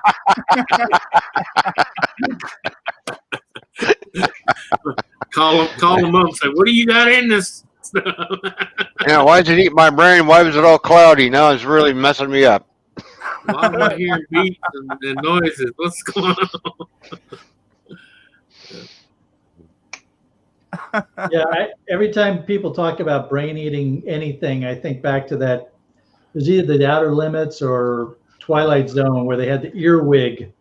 Oh, yeah, that was Outer Limits. Oh yeah. Eat Yeah. through Outer the- Limits. and Yeah. But actually, the U.S. Army make some kind of weapon about microwave where they can just, avoid you with the microwave, and you What do you hear mean? the sounds and you hear the noises and so on, or you get happy or sad or angry. Yeah. I got bad news. And I seen them for myself because I was on the base when they introduced it. We have one that we can actually aim at you, make you crap in your pants. It's called brown noise. Yeah. And people's like, well, why would you make a grown man crap in his pants? I said, think about it. You got a man coming at you to fight. You think he's going to be worried about fighting you, or the fact his pants are full of crap? True. And then we also have another one that we can aim at traffic and kill every car that's coming down the road because it zaps all the electronics in the vehicle. Electromagnetic pulse. Yeah, Yeah. something like that. Yeah. Mm-hmm. Yeah, it was for the cars. It Never was seen film electromagnetic. GoldenEye. There is some microwave thingy what work for the people, and especially when you got It like takes a lot of power because it's so on, hooked to- and you got crowded peeps, like plenty peeps at one spot. Actually, Russian used that and also make it like in early 50s, I guess. Yeah. And they use that at their shows or defilades or something like that, just to make people happy and enjoyment and so on, and scream and getting in a good mood. Yeah. Yeah. Oh yeah, sound waves are some crazy stuff, man. Yeah, that's actually crazy how easy we can get manipulated. At some point you just stand I watched still in the I crowd watched and the just main watching one what's at a going on, brick. and later on then you feel like anger and just jump on someone and try to kill him, right? Yeah. Well, I watched them aim this one at a brick wall, and it didn't destroy the brick, but it took the mortar out of between the bricks. And then, of course, when the mortar gave out, the bricks tumbled. Oh well, yeah. And it was all sound wave. True. Yeah, different frequencies have different effect on things. Right. That's what I said. It wouldn't crumble the brick, but it would crumble the mortar. Of course, you take the mortar out of the bricks start. Oh, just like certain sound waves can shatter glass. Yeah. Yeah. Yeah. Yeah, I wouldn't want to be in front of that thing. Yeah, just imagine what it do to your eardrums. Yeah, I can imagine. Welcome, Dick. Good to see you, sir. Yeah. And they also had another one that looked like you've probably seen them because they use them for crowd control. It's a little round disc on a telescope. And you aim that in a crowd and you put it on a certain frequency. It makes them nauseated. Yeah. Oh, I thought that was just called rap music. Order. Because of the different sound areas. But every element vibrates at a different Frequency. Yeah, I know. Frequency. Yeah, I know. Mortar's weaker than brick. Yeah. That's crazy stuff. Not even necessarily that it's weaker. It's just a different frequency. Well, yeah, but I'm just saying, he said for what it took to do the mortar, it was easier to do the mortar than it was the brick. Every element, including you, vibrates at a different Because the one that disables all the vehicles, it's actually attached to a cord that's hooked up to a full size F-350 van. That's the power supply to feed the gun. Actually vibrating right now. Yeah. There's one question for you, Ralph. Yeah. What's the newest 3D printer creation? Yeah. It's going to be slightly related to, well, kind of very much related to the mail snail, because it's from the same creator. Let me see. I think I have it. I still have it open here. Hold on. Let me see if I can. Yeah, come here. It still has all the supports on it. So let's see. There you go. That's the character I'm making. Yeah. Is that those robots from the Futurama? No, it's this is actually the Craftsman from the channel, YouTube channel, The Craftsman. Yeah, okay. It looks similar to those ones from Futurama. It has some similarities to some cartoon thingies, and it's actually 3 parts. Why is it not show? I have to set it to layout. There you go. Select. It's actually 3 parts. The arms are separate things, so you can actually move those if you would want to. Yeah, that way you can manipulate them. Yeah. There you go. Oh, it wasn't focused. I was too much. Go on. Yeah. Oh, why is that? There we go. Look at that. Yeah. So you can actually move that around, and I actually made it. And if you pull one of those arrows, then it's make thicker or something like that. And then you can move the whole thing. So yeah.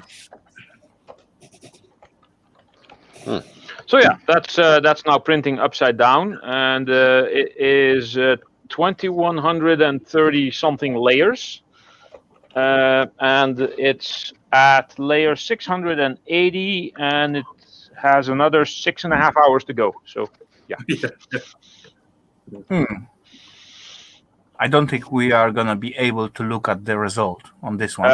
No, not on this one. Maybe I'll show it at Dusty Stream if it actually comes out good, because I think it's going well, but yeah. Yeah, you never know till it's completely done. Yeah, true. It's actually a character. I did the bronze casting of that male snail for Ian, and I actually got a reply from this guy who has over 400,000 subscribers, I guess. And I replied to him, "Oh, I'm going to make you something too." So yeah, that I'm going to be trying to cast a little bronze character. I think it's about this big, and put it on a little wood pedestal with a little sign on it, whatever. Oh no, I don't want to listen to that idiot. Okay, then have a good dinner, then, Paul, and see you all at the next week.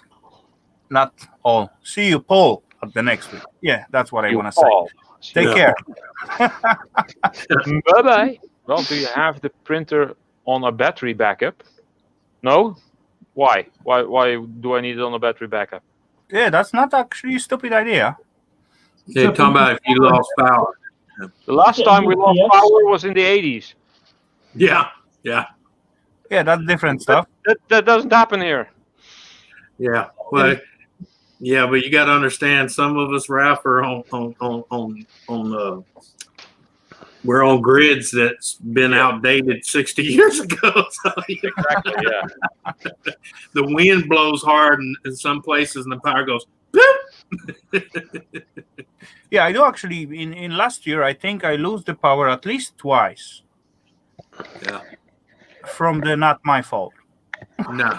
From not your fault. Yeah. Okay. Yeah, No my fault, fault you pay the bill. was like 2 or 3 times as well. You know, I had an interesting experience earlier in the week. My internet went down. Now, I was still getting TV and telephone service, but the internet was gone. And so I called up Comcast, and the first tech couldn't do anything, and the second tech finally said, well, we'll make an appointment for a tech to come out. It'll be Thursday. Now, this was Sunday. And, so I just said, look, this is unacceptable. I need to have my internet. I'm trying to run a business here. You can't shut me down through Thursday. Well, that's the best we can do. I was like, okay, I'll tell you what, by the time you get here, we'll see who else is my internet provider.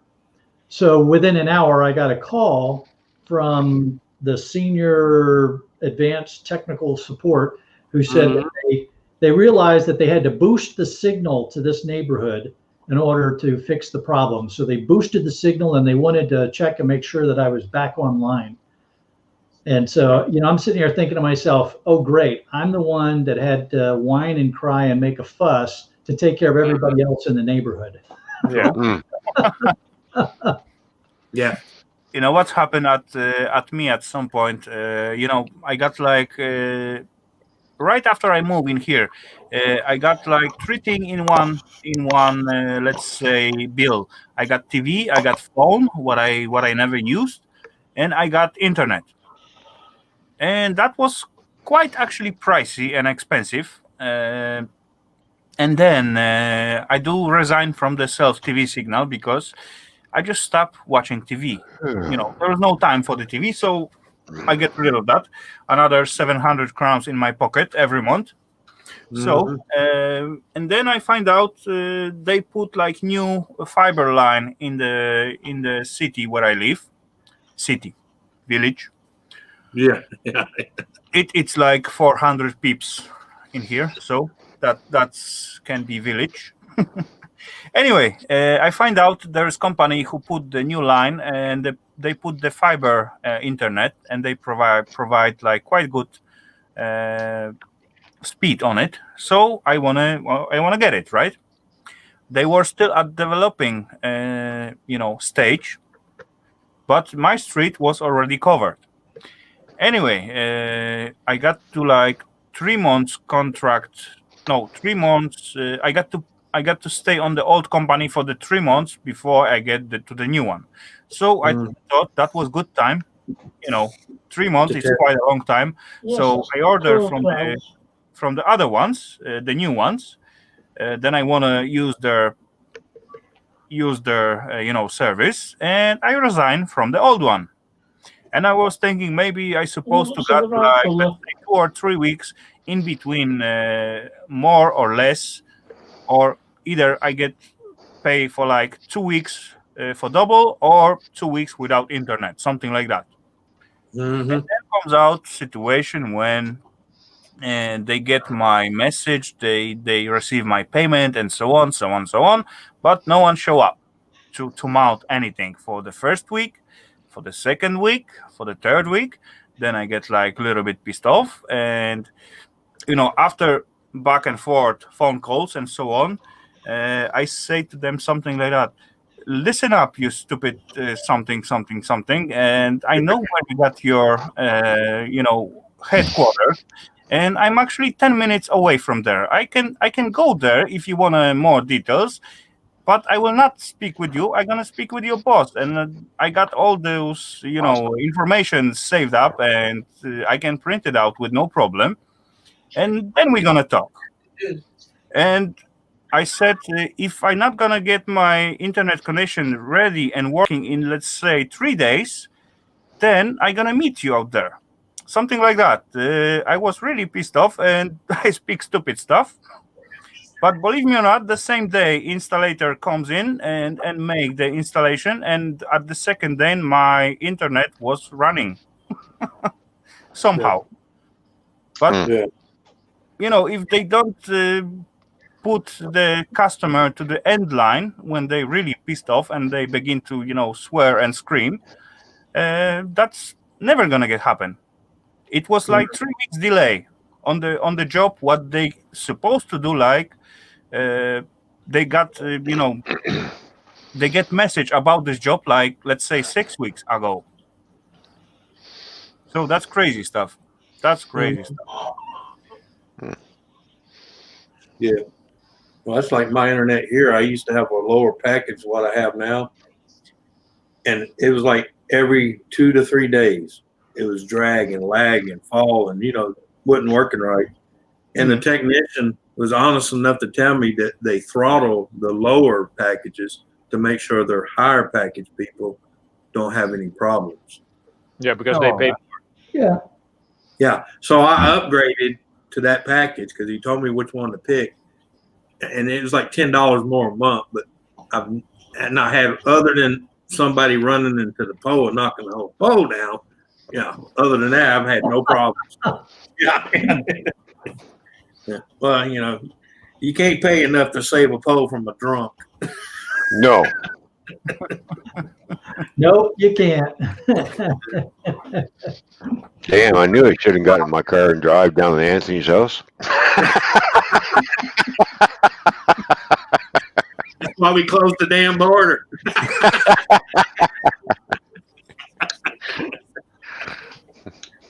They've been moving a lot of our utilities underground, and it's funny because they'll say it's in order to have better protection against the hurricanes. I think it's to have better protection against the drunks. Yeah. Well, since Laura and Delta come through here, and destroyed everything. They've been doing that here, going underground. Anymore, all the new neighborhoods that build around here where I live, in my city, everything is going underground. Mm-hmm. And let me tell you, if you dig in that area before calling a certain number, you're in trouble. $800 fine. Yeah. Oh yeah, you're in big cocoa. Plus damages. Yeah. Yeah. Yep. That's what they say. Call before you dig, because you don't know where the lines are. Yeah. But as well, the line's supposed to be like marked, at least like 25 centimeters on top of the line. They're supposed to be laying a tape, right? Yeah. At least over here they have that. Yeah.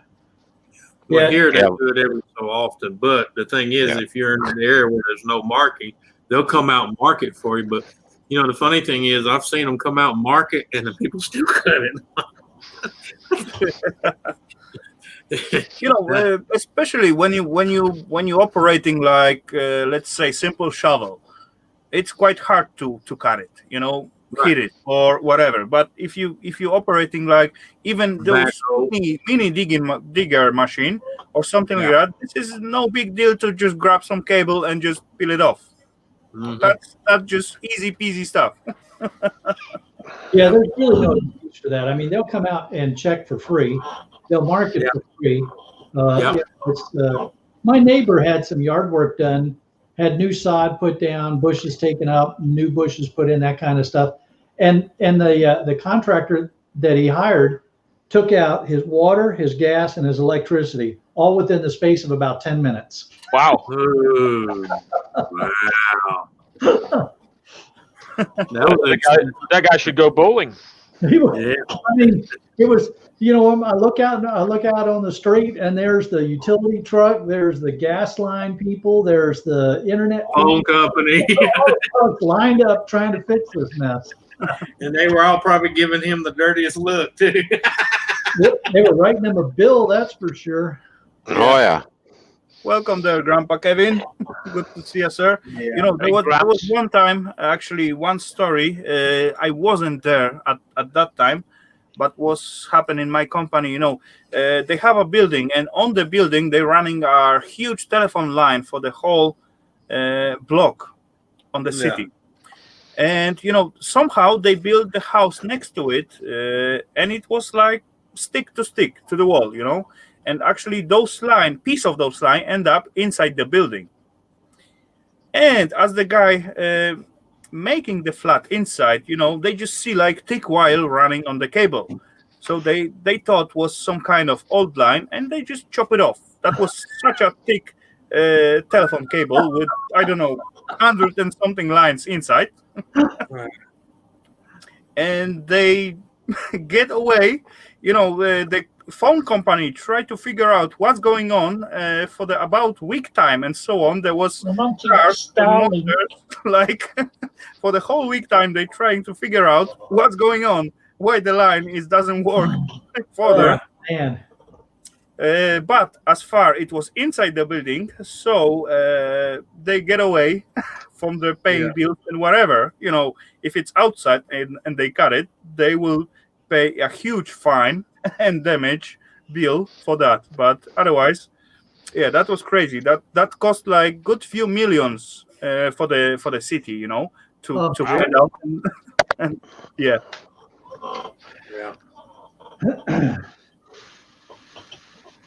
Well, here a lot of times when they got to run through something like that, they'll offer to buy it out from you. They'd rather buy you out than have something like that happen. You know, where you sell it down the road and someone comes in and says, "This ain't supposed to be here." The other side of the city is going, "Hey, what's going on? We got no phones over here, or no internet." Oops. Exactly, and as more peeps getting complained, the cost begin to just grow, right? Oh, there's a name for that. All into your call center. Called backhoe feed. Yeah, crazy stuff, but yeah, that's happened sometime.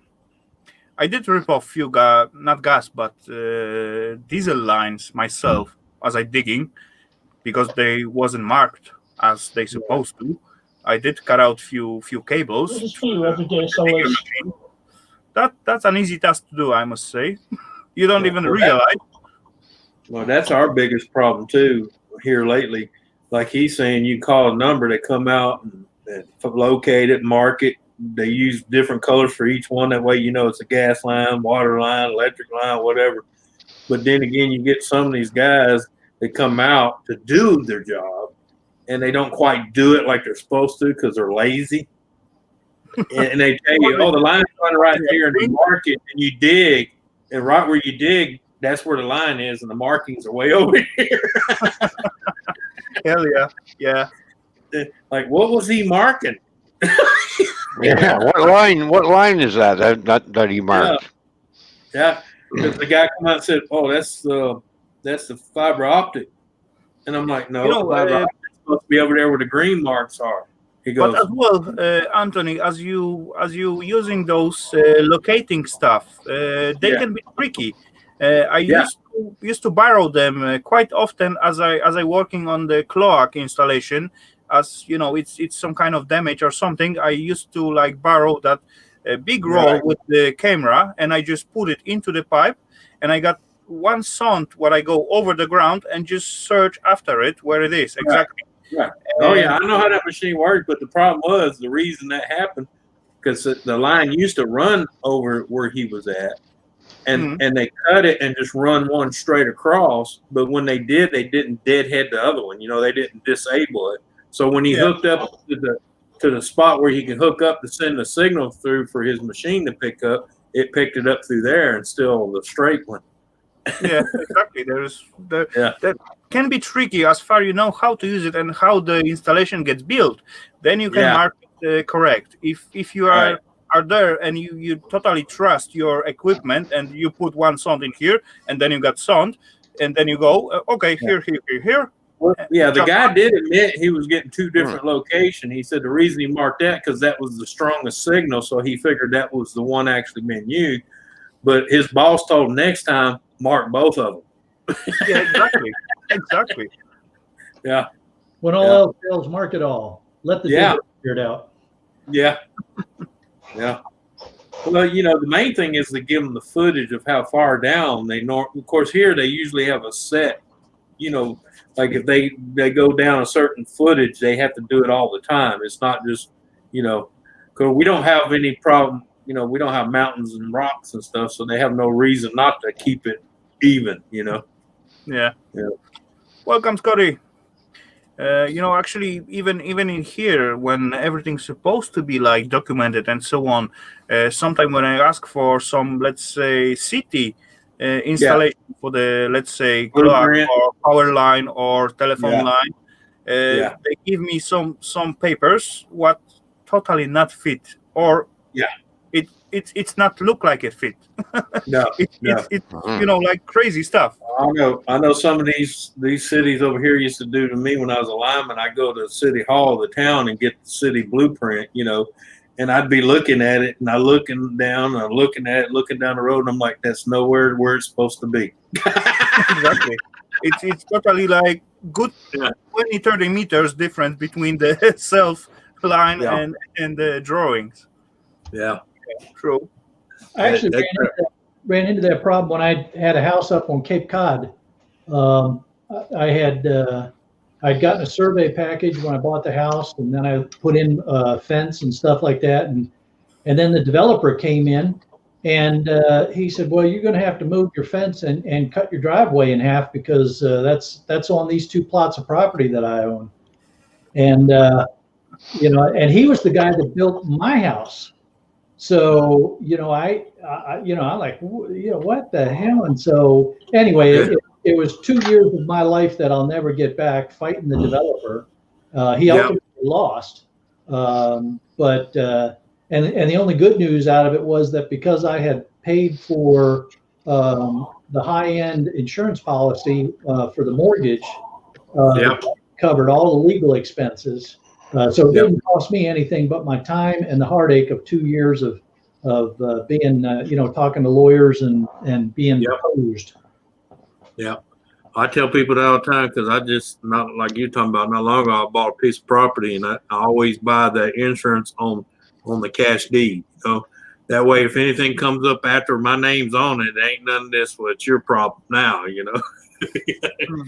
Yeah, and that saved my skin. You know, they go, well, we can drop that and save you $1,200. I'm like, no, you're not, because I said that $1,200 could turn into $1.5 million real fast. Yeah. Oh yeah. Well, this developer was such a crooked, evil guy.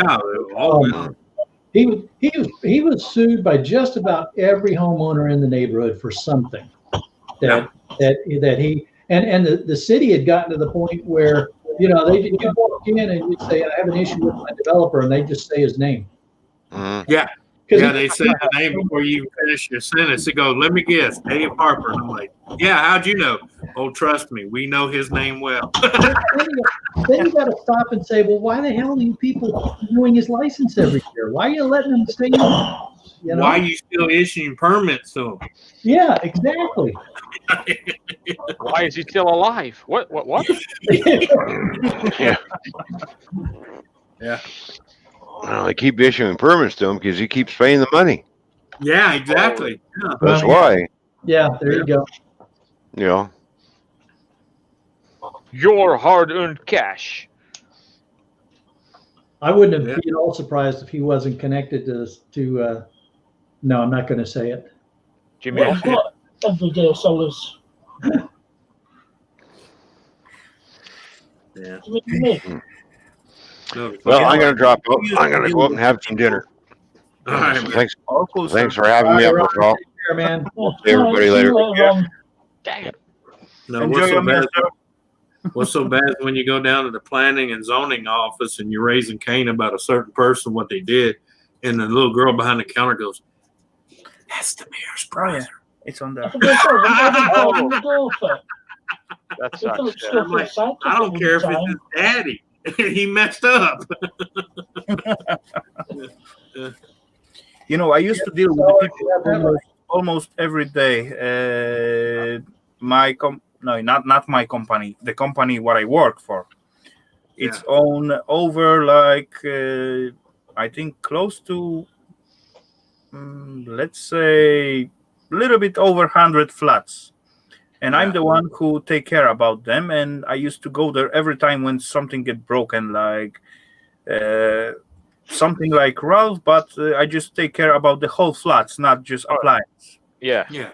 And Home believe repairman. me or not, there is so many stories about the people what they complain on something, and they get it repaired, and they still complaining on something, or just weirdness of the people. Oh yeah. Yeah, that's really crazy. That is really crazy stuff. When I was a federal inspector, they used to ask me all the time, "How do you like your job?" I said, "Well, if you get rid of human population, it'd be pretty good." Yeah.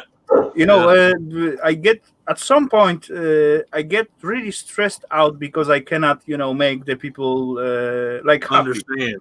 Yeah. But later on I just learn how to deal with that thingy, and right now at this point when I make the totally renovated flat or something like that, I'm ready to give it away to rent out.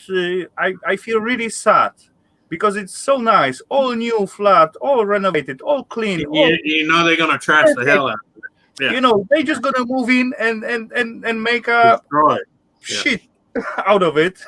Hmm? big house. Yeah. But yeah, at this second point, I will have something to repair again, right? Yeah. Yep. I've noticed. Well, we call that job security. Yeah. Because they're going to tear something up. keeps you off the street. Well, I've noticed in my job at least, and in my previous job as the cable guy, that there's 3 types of customers that you come across. The first one is are the most common. There's people that say, "There's the device, stopped working. I have no idea about this. There it is. I'll be over there reading the paper or playing with my phone." Yeah. And fine. Then there's people, those are quite rare, that know just about anything about the device, but they lack a certain little type of technical knowledge, and they say, "Well, I've tried this, I've tried that, I checked the cables, I checked the hoses, all the water pressure is good, the voltage is good, this is I have no idea what." And they can basically do half of the research for you already, so you know where to look. And then there's the group number 3, which is basically in between. Those are the people who think that they know how. Yeah. No. They know everything about your job to the letter. Yeah, exactly. They think they know everything. And Yeah. Hey, Ralph, don't feel bad. I had 3 jobs off the top of my head I can remember. I got so aggravated because of that person you're talking about right there next to you here going blah, blah, blah. Finally, I'm like, "Well, here's my tools. Why don't you just fucking fix it?" "Where are you going?" "Well, since you know everything, there's the tools. I'm going home." Hey, Ralph, that reminds me, I got a question for you. My refrigerator. I don't do refrigerators, sorry. What good are you? That's the only part I've not done yet. I haven't done the cool and fridge part of the job yet. Actually, I think my refrigerator is haunted because what will happen is I'll be sitting here and it'll be a little bit quiet in the house, and then I'll hear the beep, beep, beep, beep, and the refrigerator is switching between ice dispensing, crushed ice, cubed ice, water dispensing. It just keeps randomly switching between short. those modes for no particular reason at all. Is it one of those with the fancy touch screen and all kinds of Yeah, stuff on? I know what he's talking about. I had one do that. It's a short. Yeah. You're getting water somewhere you're not supposed to be. Yeah, that doesn't surprise me. Condensation is getting on the board, and the board goes. Some type of condensation usually. We have a couple of steam ovens that have a similar problem in the control panel. As soon as you open the door, all the steam goes out and all the buttons get activated, basically. See, in their wisdom, they're going to put something they know is going to be right next, if not right in the path of water, but yet no one thinks, let's waterproof this. And the other thing that I found with this design is that I cannot prevent the ice maker from frosting over. I mean, it freezes up all the time because there's no way to stop air from coming up. Going in that flap. Yeah, because that flap's not airtight. Yeah, and so and I'll have to sit there with my heat gun and melt the ice off of it, and then with the screwdriver. And I got so tired of doing that, I just bought myself one of those Opal ice makers. It's on the counter, so we use that to make the ice, and I just turned off the ice maker in the refrigerator. Yeah, that's easy way. Like I said, they come up with these nice little looking design. All looks good, looks neat. But the actual, like I tell some of the engineers, it looks good on paperwork, but in the real world, it don't work. Okay, that happens a lot. They haven't figured out how to keep those ice makers from freezing up. And it's not like this is a secret, right? If you go on Consumer Reports, they talk about those ice makers and the challenges. All of them. It don't matter if it's Frigidaire, GE, LG, they all have a problem. You know what, guys? And I tell you, another nightmare is the frost-free refrigerators. Holy moly, that's a whole different nightmare. Because you got control boards, you got sensors, you got heaters, you got it's just and none of it's waterproof, but yet it's in a refrigerator that's going to condensate. Ladies and gents, I do see one face in the basement, and he's just swirling around the red wine, and boom, his name card. Ian Matthews, probably. Yeah. Really? That game getting lame. Indeed. Welcome, Ian. Good evening, gents. I've just finished watching a film with the daughter, so I thought I'll come on and. Ian comes up, and this is what I get. Yeah. on the YouTube side. There you go. I've the panel here. This the exact moment. Yeah, well, they had to censor him. He did come up in his robe. Oh well, it looked like frozen at me as well. Just refresh. It gets frozen at me together. Weird, isn't it? What have you done, Ian? How you did that? You been sending out stickers? I bet that's some blue cheese vapors. Oh no, but actually we're into tonight we're into hummus. Okay. Ian, I gotta tell you, man, I was watching in rapt attention, just waiting for you to fall off of the ship. Yes. Yeah.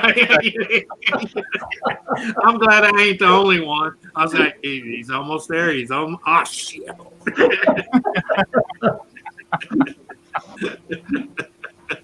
I was waiting for that too. I was waiting to see where'd Ian go.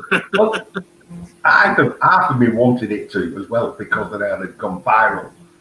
Yeah. And you'd have flipped off and grabbed hold of the fascia board, and the fascia board was so rotten that it would have ripped right off too.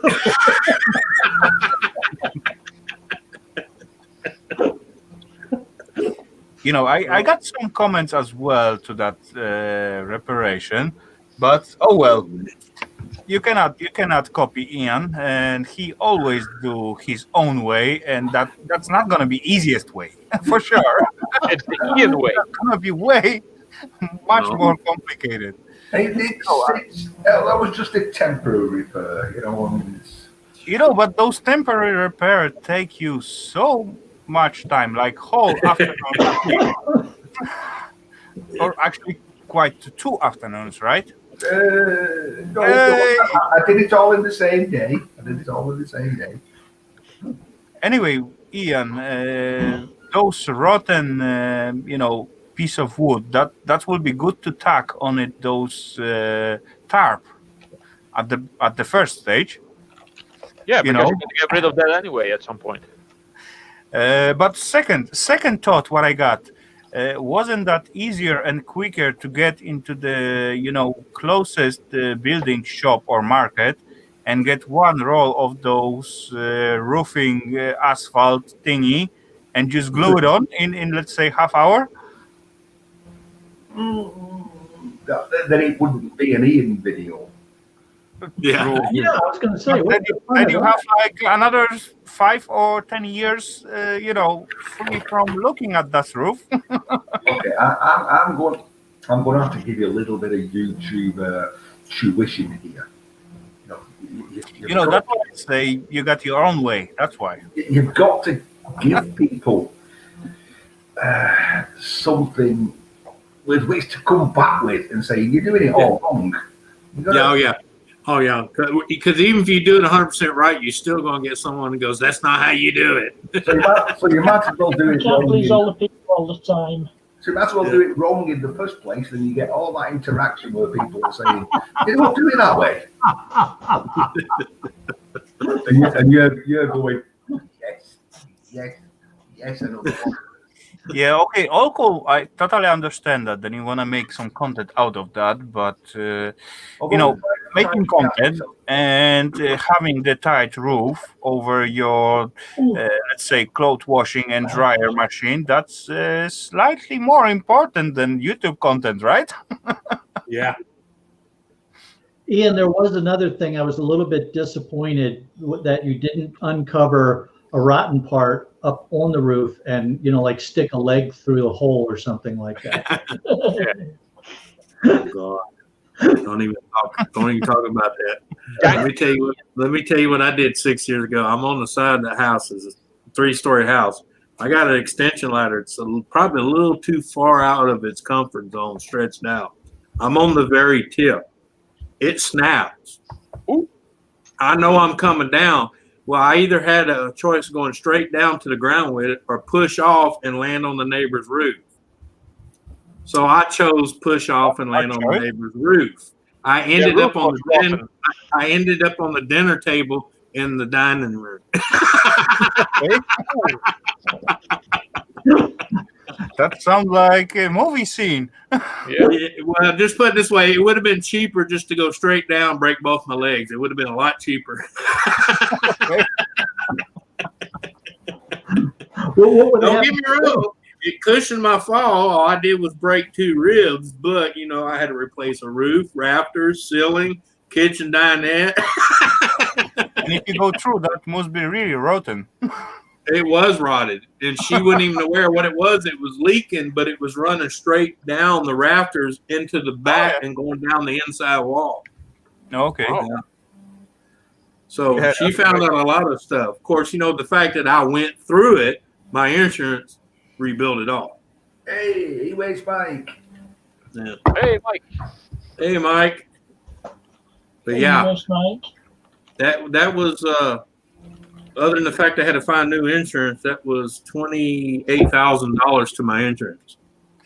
Oh, because they couldn't just replace what I went through; they had to replace all that plus that whole wall.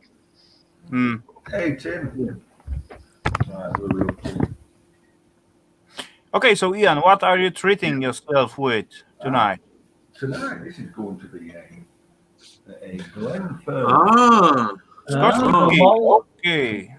Okay, that explains the pinky out. I thought maybe his arthritis was kicking in. Oh, I don't Then my wife bought me this and this a proper nosing glass. Yeah. Yeah. So yeah. Next time, ask him for a Ian, next time ask him for a large. Your nose is a little bit bigger than that glass. It was good to be big enough to put the one side or one edge on your mouth, and it's cover your nose so you can smell and drink at the same time. Drink at the same time, yeah. Two Well, birds with one. I've not got it, but it's in the cupboard. This one comes with a glass lid. I'm not sure what the lid does yet. I think you put the lid on, you let the aromas come up, and then you take the lid off and smell it. I think. Okay, if you say so. I'm not gonna fight about that. I only got just cloudy beer from Belgium, but it's quite a big bottle, and yeah, it's nice taste. Belgian beer is lovely, but not that brewed in the glass stuff. Belgium is the only place I've ever been to where when I went in the bar, the bartender had, I don't know, 200 different styles of glasses. And he told me that if he puts a beer in the wrong style of glass, he can get fined. I'd never heard that before, but I guess that's a thing in Belgium. Hmm. Not sure. Was it the one where you had to take your shoes off to get a drink? Say again? Was it the one where you had to take your shoes off to get a drink? No, I don't recall I have to take my shoes off. Well, there is one in Belgium that has been around for, I think, over 100 years at least, and they have like a specific type of beer that only they sell, and it comes in a specific type of glass. So it's people who like different types of glasses would nick them, and so you have to give your left shoe, then you would get the beer, and then if you would want your shoe back, you would give the glass back. So now they have a whole large collection of left shoes. Of left shoes, interesting. Yeah. Okay, that's crazy, but yeah. People just put on the old pair of shoes that they don't want anymore, and then they go have that beer, nick the glass, and leave the shoe. So I have had bars will take your driver's license from you when you order a Moscow Mule because they're served in a copper mug. And that way they get the copper mug back. I wondered where my left shoe went. There you go. Yes, I mean that did come from that did come from a certain that glass is I was 22. That's 40 years old, that glass. Don't drop it. And you should have seen how I sneaked it out of the bar. Nah, well, really? Is that glass in your pocket? Or are you pleased to see me? At least you didn't reach the other way. Yeah, but the hard part was it still had a drink in it. Oh, we got Angry Blacksmith in the chat. Welcome, buddy. Hey, Hello, Angry Blacksmith. Everyday solace. Cruiser Mac. Oh, Cruiser. I'll show that for Cruiser Mac again. Okay, let me show it better. Yeah. That's just for Cruiser Mac, that one. Yeah. At some point I got a big collection of beer glass as well. I did have few somewhere laying back here in the back, and yeah, I was actually putting them into the bag and trying to give it to someone. Later on, I thinking to give it to those resale shop and so on, just to not waste it. Later on, I thinking to just drop it into the glass container. And last time when I grabbed those back again for the X time and look inside, no way, I'm not gonna give it up. Put it back. Hello, Dan. How's it going, bud? Oh, Candy's scrapping. Welcome, Dan. Good to see you, sir. No, all right. I see you see Bean arrive, so that's good. You got something to fill up. Hello, Dan. Oh, there is Puppy. Welcome there. Oh. Nah, Bit like a whippet, isn't it? she's not spoiled at all. No. What breed is she? Boom, it's gone. She's a mix between a Chihuahua and a Jack Russell. Yeah, I can see the Chihuahua in there. You know, I do like Chihuahuas, and they look, let's say, sweet and funny at the same time. I don't like them. Not enough meat on them. No. You know, as they run or walk around, they. Does anyone ever watch Ren and Stimpy? She took more after the Russell side, which I was glad. Yeah. That's Ren the Chihuahua. So I have a rule when it comes to mammals as a pet, and it is never own a mammal that you can punt. Yeah, if you can kick it over the fence, it's not a dog. Yeah, no. Dan says he's been loading his bin.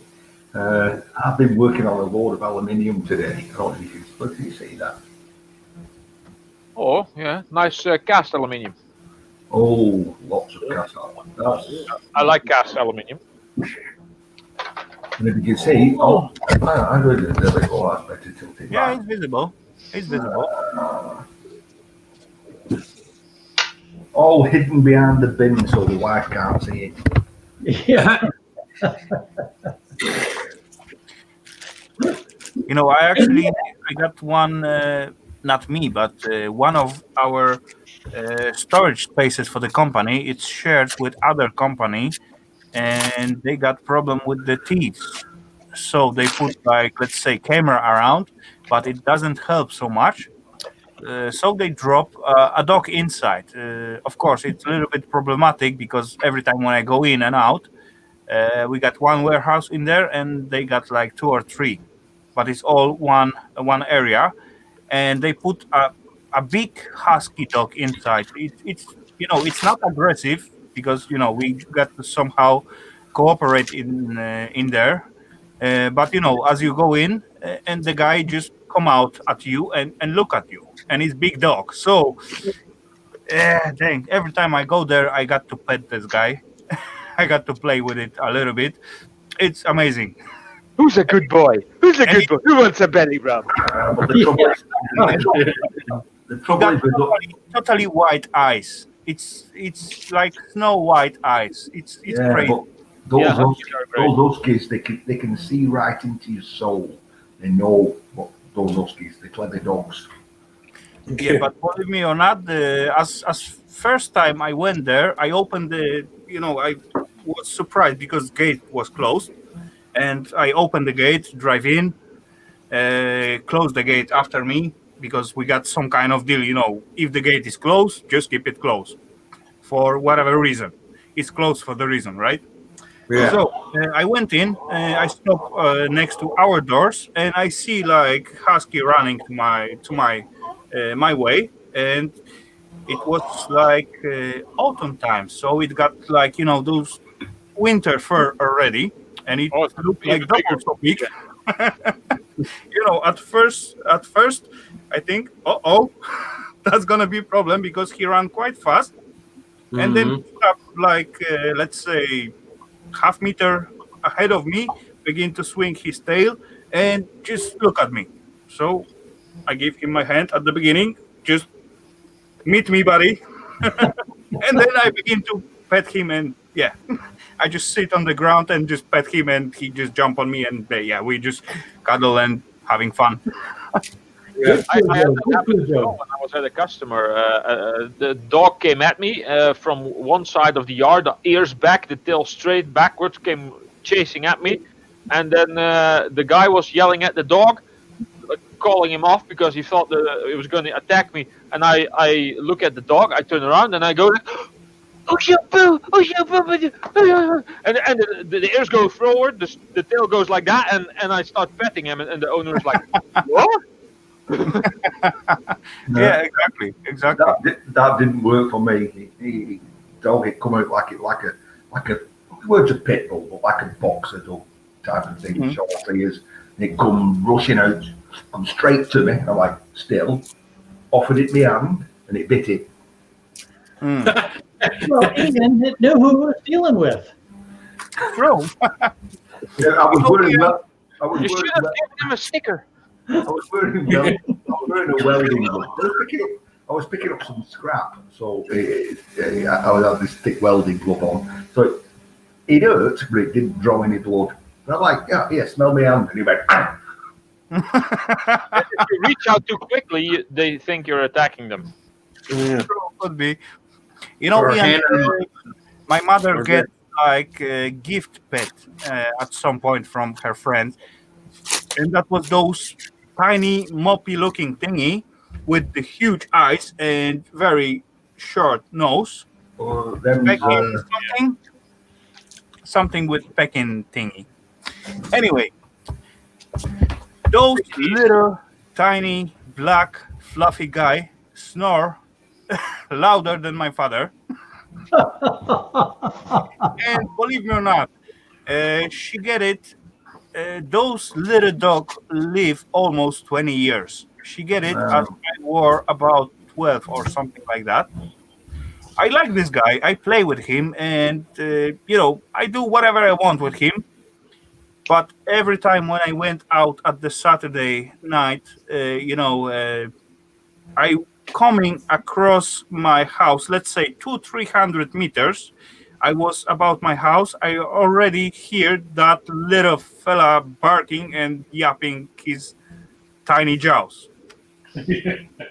So my parents, all my teenage life, know exactly where I coming home. He always sell me out.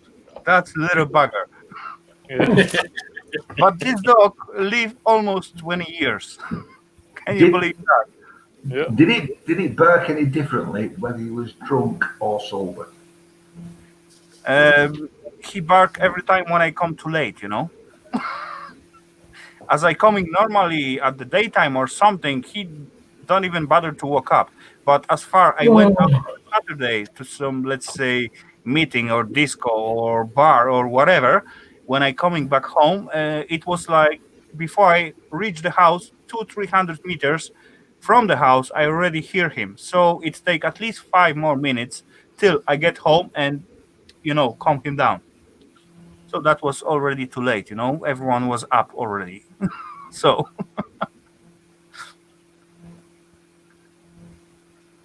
But yeah. Lenny sent me an email asking for a sticker. Yes, you'll get one eventually. Yeah. But don't hold your breath, Lenny. Who he asking for sticker? You, Ian?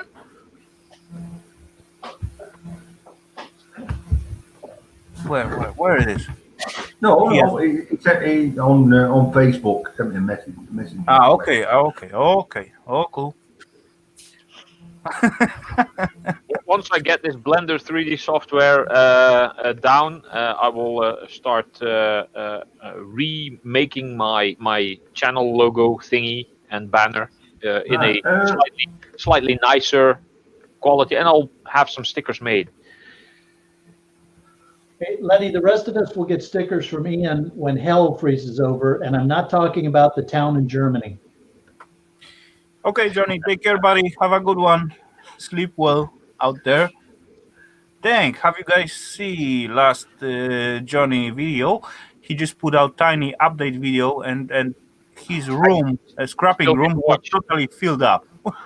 I still need to watch that. I think I closed it again. I had it on hold, but I closed it by accident.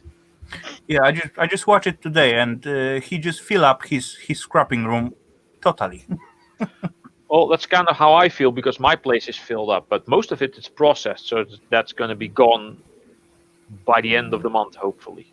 I got plenty stuff processed as well. Though last Friday, I did manage to visit Scrapyard. We went there with Eva, and of course, we end up with about 130 kilograms of PC scrap coming in. So you came home with more stuff than you brought in?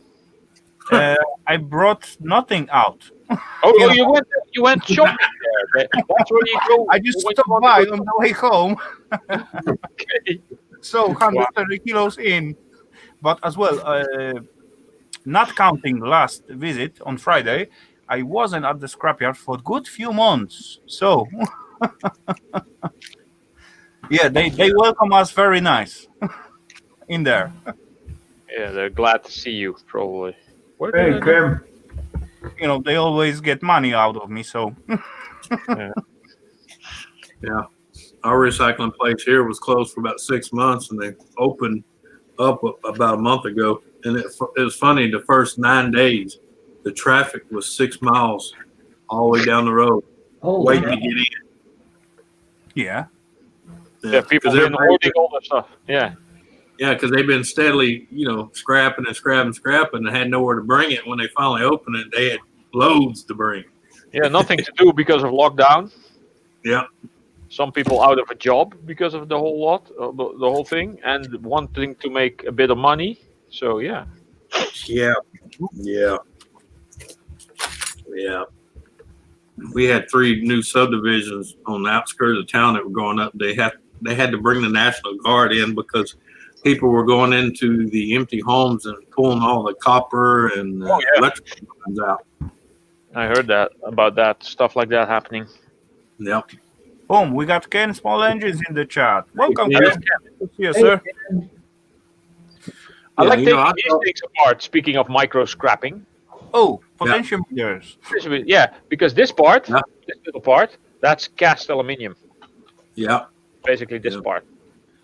And cast aluminium is nice to cast with. Therefore, cast aluminium. Yeah. Have you looked further after silver thingy inside? Some of them have either gold or silver stuff inside. Indeed, yeah. I keep that separate as well. And if there's big blobs of tin on the legs, I snip those off and keep them separate. And if I can fill a crucible with those little blobs of tin, I'll probably melt that as well. But actually, that will be ready mix for the aluminum bronze. No, how it's called? Because basically, it's supposed to be brassy legs covered with the tin. Yeah, but if I use my electric furnace, I'll just set it to 200 Celsius, and then only the tin melts and the rest stays. So Yeah, but what's the point to make it separate if you can make? Because I want pure tin, and if I'm going to be mixing it in with copper to make bronze, I want like basically pure tin, pure-ish tin, because there's bound to be some lead in there. Well, in this area, they tend to use a lot of copper clad.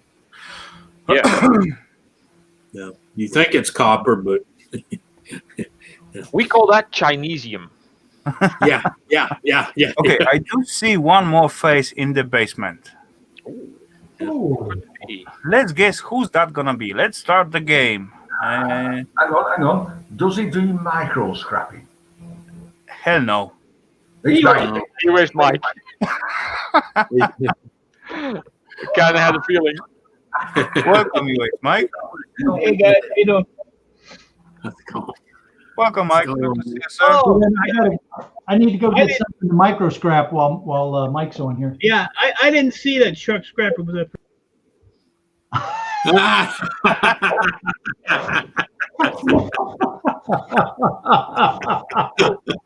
Okay, in this case, I do see one more person in the basement, and his name starts with an S. Scrapping together. Oh, point for all. Hello, Bill. Hello, Bill. Hey, Bill, welcome. Good to see you, Hello. sir. Hey, Rafal, do you want me to drop down so Mike come back up?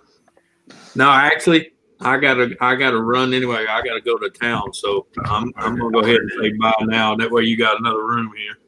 He just disappeared. Later on, Anthony. Take care, man. All right, later, everybody. Have a good one. Yeah, Take care, Anthony. Have a good one, sir. and I'm not feeling good, so that's why I'm sitting here like this. It's been a long time since I've been on panel with Anthony. Good to see you, Bill. Yeah, Anthony. Yeah, he start up. Hello, everybody. Show up from time to time, as he has time, I guess, as all of us, right? I guess. So, what's up, Bill? Why are you feeling a bit down? Still that same problem. I'm healing up. But there'll be times because it's still in my eye, I'll get a real strong pain that shoots up through the top of my head. Oh yeah, right. I forgot you had the thing here. Yeah, that sucks, man. You know, it doesn't visible anymore, so that's on the good yeah. way, I guess. It's only 10% in my eye now, but they told me it would still bother me because it's in my skin. For another 2 weeks, I'm still taking the antibiotics. What is Anthony's channel name? It used to be Anthony Redneck Way of Canter, but you can't say redneck anymore. So it's No, it's Anthony's Red Way of Life, I think. Hold on, I am subscribed to him. I'll get the link. Yeah, Anthony Red Way of Life. That's the name. Hey, Ian, how's the new job going, man? You settling in okay? Are you doing more forklifting or still more labor? 30 seconds. I gonna do my things. So actually, who is the most reasonable guy in here? I bet I leave the Sharky in the charge. Oh God, are you? I'll be right back. Yes, Shark. We actually, I got a brand new fork truck delivered on Thursday, and it's got a keypad. You know, instead of an ignition, it's a number you type in. Keypad. Yeah, keypad ignition. So does every operator have a different number so they know who was driving it, or is it just one number for everybody? One number for everybody, so we wrote it on the truck. Okay. They wrote it right there on the keypad.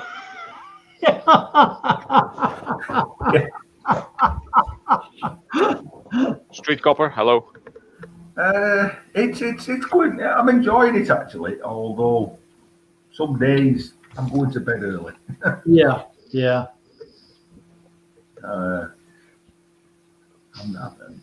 You know, it sneaks up on you. You know, you think you still think you can do the things you did years ago, and then you find out you can't. Well, you can up here, but you can't. Yeah, after a good day of street scrapping, where I've loaded and unloaded, say 6, washers and dryers or something like that, I'll be sitting at the dinner table, and all of a sudden it'll just be like, oh man, that was a bad idea. Load a 16-foot car trailer with about 20 refrigerators and then stack washers and dryers on top of it. No thanks.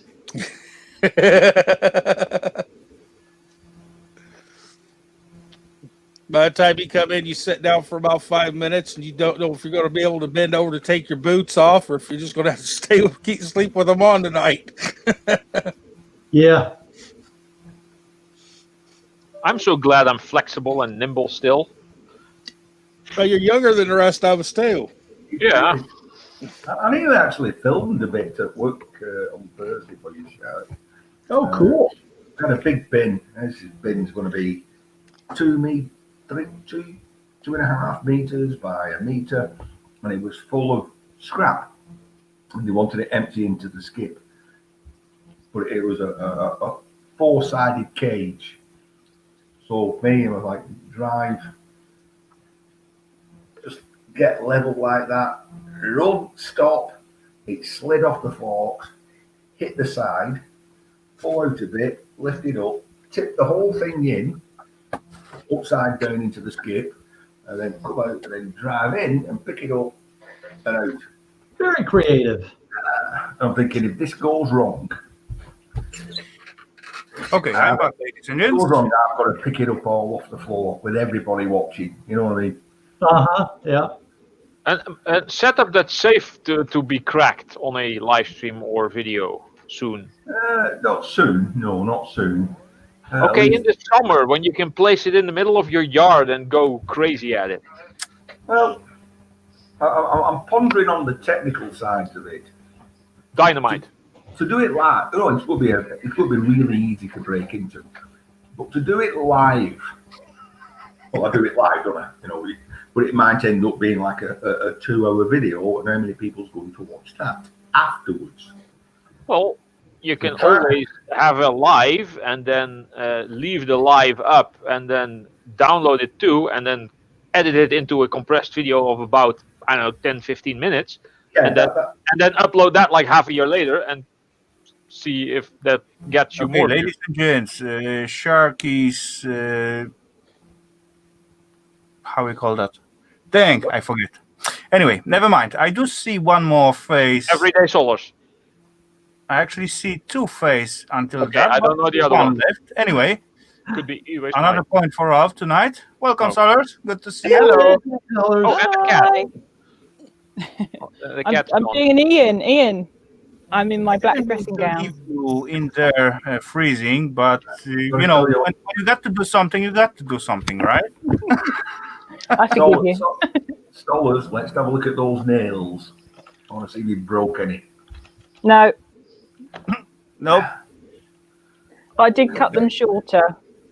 That Yeah, I helped. was going to say they're shorter than in Titanium. the video. They're shorter because I really hate the feeling of cutting my nails. I hate it. I let them get way too long. There's an I iPhone have behind a you. very easy way to do that. Oh no.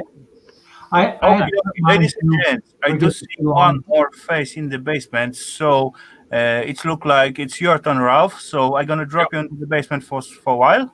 I'll be back. You feel free to stay there. You can be back. I can't stay Anyway. long anyway, so. No worries. It's all got to be like circling. So the name start with an S. And I especially put the Ralph out so he will not spoil that game this time. We're being nice. No, we're not Being rubbish, Irish. not at this time of night. Dang. Point for Ian. Woo! Hello, everyone. What's up, Scrapping Irish? Not much now. I was just busy and I had you playing in the background, and I seen Ian Matthews was still awake on a Saturday night at this time, so I said, "Jesus, I'll have to come up." I've been watching a film with the daughter. I watched. It was called The Craft. Oh yeah, Oh, yeah, I know that one.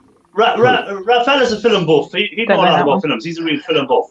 Yeah, I can give you whatever information about that movie you want. Regisseur or actors, whatever. Age, year of the production, and how big budget they have, whatever you ask. Everyday Solars, thanks for that big sticker. That scratch on my tailgate don't look so bad now. it worked perfectly, didn't it, Bill? Yeah, what a good use for my sticker. That made me chuckle. Gulf Perfect Coast size. and Street Copper. How do? I got that scratch by dropping the tailgate and back it up closer to the scrap pile and drug it across this refrigerator top. Oh. Oh yeah. Emma. Hello, Emma. Hello, Emma. And Emma, welcome. Good to see you. Hey Emma. So, Ian, how was work going for you, Ian? It's going. It's going. I'm beginning to enjoy the physical side of it. You know what I mean? Hey, so Ian, did you finish? We need to finish the story with you flipping this bin into the other bin. Were you successful, or did you have to pick it all up in front of everyone? I showed years of experience. Scrap Dog, how do? Everybody was hoping that I wouldn't, but I did a good job. All right, good. Do you know what was good, Ian, to see was Pooh's mate is back. Anyhow, I seen the comments that she left. I haven't seen that. Well, I haven't seen it in a long time, I must say.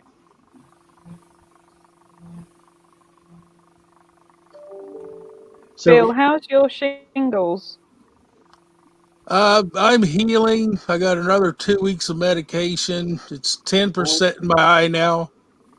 But where all the blisters were, my skin there is numb and it gets to where it hurts and starts burning. Oh, man. I wouldn't wish shingles on anyone. Nasty. That sounds like Just the news, how do? No more. Pooh's mate is not here. She just left a comment on Ian's video. Yeah. I got one question for Ian and about his video one more time. How does it happen then you, as a professional grinder and scrapper and wood burner constructor, put a tiny plasticky profile next to your burner. How that happened? Oh, you know, and when I put it there during the day, I said to myself, don't forget that you put that there, because if you light the fire tonight, I will melt. That was the kiss of death. Oh, and then I turn the lights off when I'm editing, because I get a lot of light on the screen. So I'm like, well, I'm thinking, I can smell something here. Stuff take you over. I switched the light on, and the place was just blue. I'm like, shit, what's going on here? Okay, so ladies and gents, I do see one more face in the basement. So, Sharky, I'm gonna take you down for a while. Okie dokie. I'm gonna say welcome, and you got to say who that's gonna be. His name starts with an J. Jason. Johnny 5. No. It's not Johnny Scrapper, because he's gone somewhere. Jason. Jason who? Hughes. No. All right. Isn't that hard? Really? Well, while we're waiting, I'll say welcome to Muscle Car. So it's not Yeah, Muscle Car. Welcome in. Yeah, Muscle Car Riser, welcome, sir. Hey. No idea. Really? Oh, well. Johnny Bajordo. Probably something easy. Yeah. Well, it said Jason who, so it must be Jason. Must be the first name. Not really. Well, then why'd you say Jason who? Why not? Just to twist you up. Is it his channel name or is it his name? Channel name and the name. His name. Okay. Oh. Point for grass cutting. Oh, Jimmy C. Jimmy C. Oh, Jimmy. Is there turkey in the wild? No. Boom. Oh. Sorry, Jimmy. He confused me when he said Jason Hugh or Jason Who. I was trying to look at all the Jasons then. And here I thought I was YouTube famous, you know? YouTube infamous. Uh-huh. Hello, Jimmy. What's going on? How's the thing on your side, Jimmy? Oh, it's cold as heck over here right now. We're in the teens for Fahrenheit, so that's pretty darn cold. And what's up, Lenny? I just noticed you subbed up to me the other day. Appreciate that. But yeah, I just heard you talking about Ian and breaking into that safe. And you know, Ian, that would be a fun live stream. If nothing else, you know, you could get he's been promising this for ages, Jim. Hold on, though. You can get a lot of people in here, have a whole lot of fun, because we can heckle you the whole time you're doing it, you know, because you don't have a panel with that. I got a feeling that's gonna be the same waiting time as the stickers from the Ian at some point. Yeah, you know, and you know, that's gonna build up. Yeah, you know. Yeah. We all know Ian's ways. I know his evil ways, you know. But I'm just thinking, though, his roof on his shed just to get like good content. Well, did you see it? That roof is falling apart. He's lucky he didn't go through it. What? Am I lying, Ian?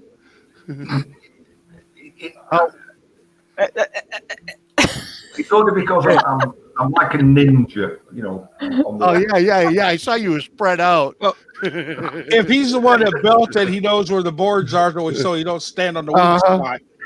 Spread it the weight out. Yeah, I saw him spreading the weight. He was rolling around up there like a flounder. Yeah, with a sketchy ladder. You know, the ladder's supposed to go above the roof line when you transfer up and on and off a roof. You know.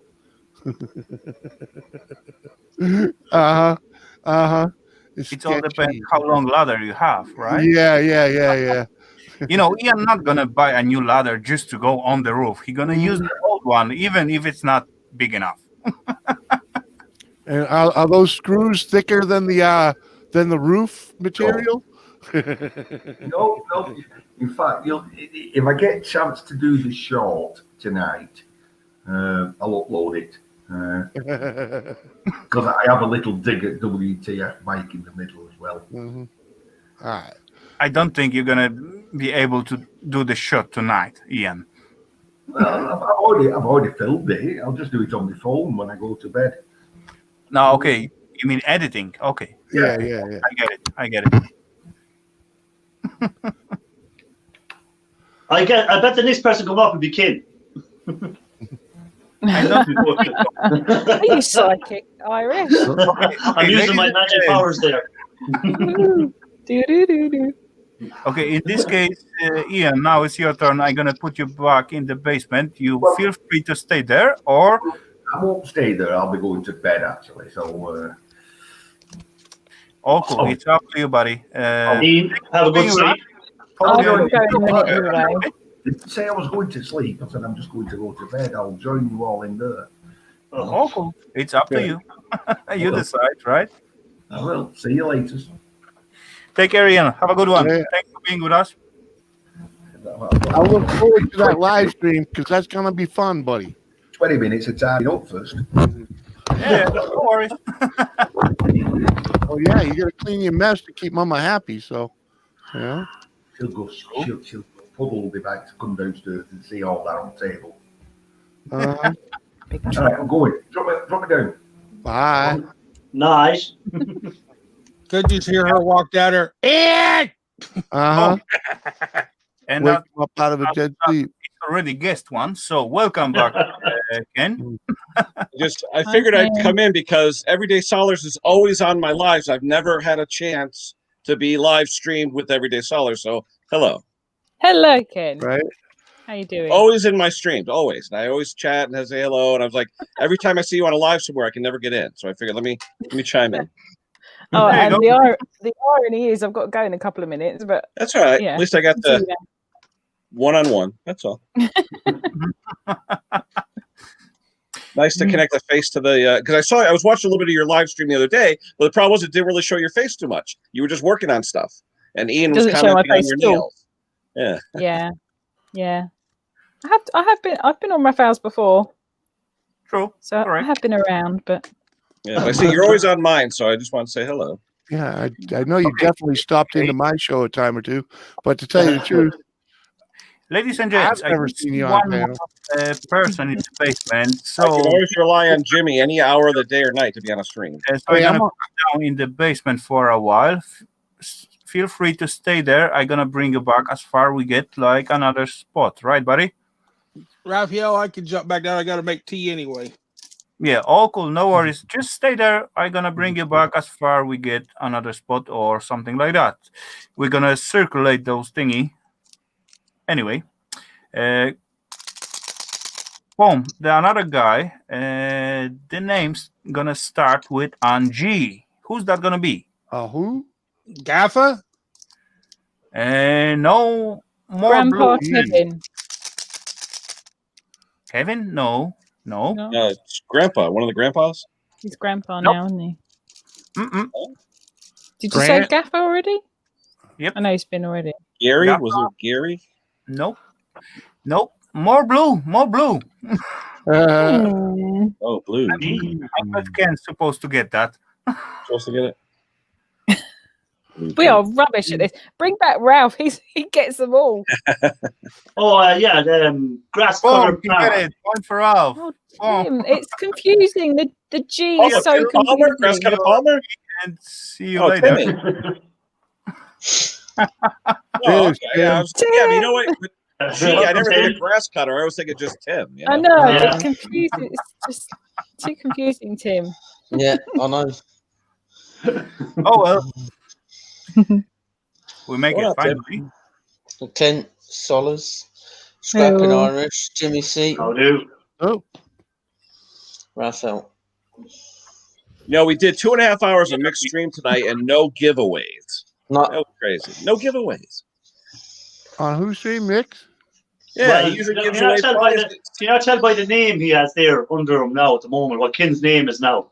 Mixed I know. pitch. Yeah, he had his buddy there, Steve. There, he's sort of sucking up a little bit. So.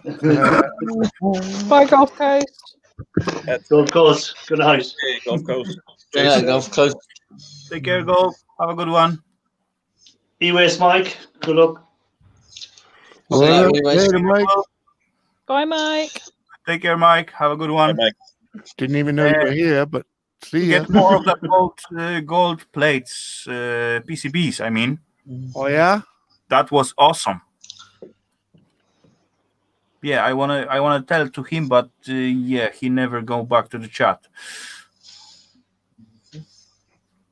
Anyway, let's continue on. What time do we have? Oh dang! It's only 6 o'clock. Raphael, I've got to pop off for a bit. Are you going to be on for a bit? I don't know, because I just reached the time what I planned to. Like 22 seconds ago, I just reached the time what I planned to be on. But I just. So why do you think I come up so late, Raphael? So it was to stop you going off at 11. I said, I'm going up before it's time to go off. So. He always does it to you. There we go. It's payback. It's payback because on Irish. Raphael's always saying, "Oh, you know." Yes, Edward, I've seen that. Irish, are you sure you want to close it down? Now it's Irish's turn to do it back. No, Irish got nothing to say about that. Yeah, it's much like usual. But oh well, he's Irish, so we can forgive him for that. Okay, well, I'm going to pop off. If you happen to be on later, I'll come back. But yeah, thanks for having me up for a little while. Thank you, sir. Have a good one. And if you don't catch us again, yeah, you will catch us later on or somewhere. I'll see you all somewhere. Bye. Bye. It's funny. The other night I got up. It was like 2 or 3 in the morning. Boom! There's Jimmy. I'm like, damn! I can always count on Jimmy. Yeah. Jimmy did be on. I had to get up for work in the morning over. Ralph again. He wait out there. Hey, I'm sorry. The past couple streams, I've gone to bed a little early, you know. But you go to bed? I figured. Yeah. I sleep. On the East Coast here, I sleep while other people work. Yeah. You know, I get into that mood like before Christmas. I get free, and later on I got like 3 weeks off. Oh, Jimmy, what's that? A female ghost? My schedule switched totally around. As I used to wake up at 6 at morning, so I get to bed at 6 at morning.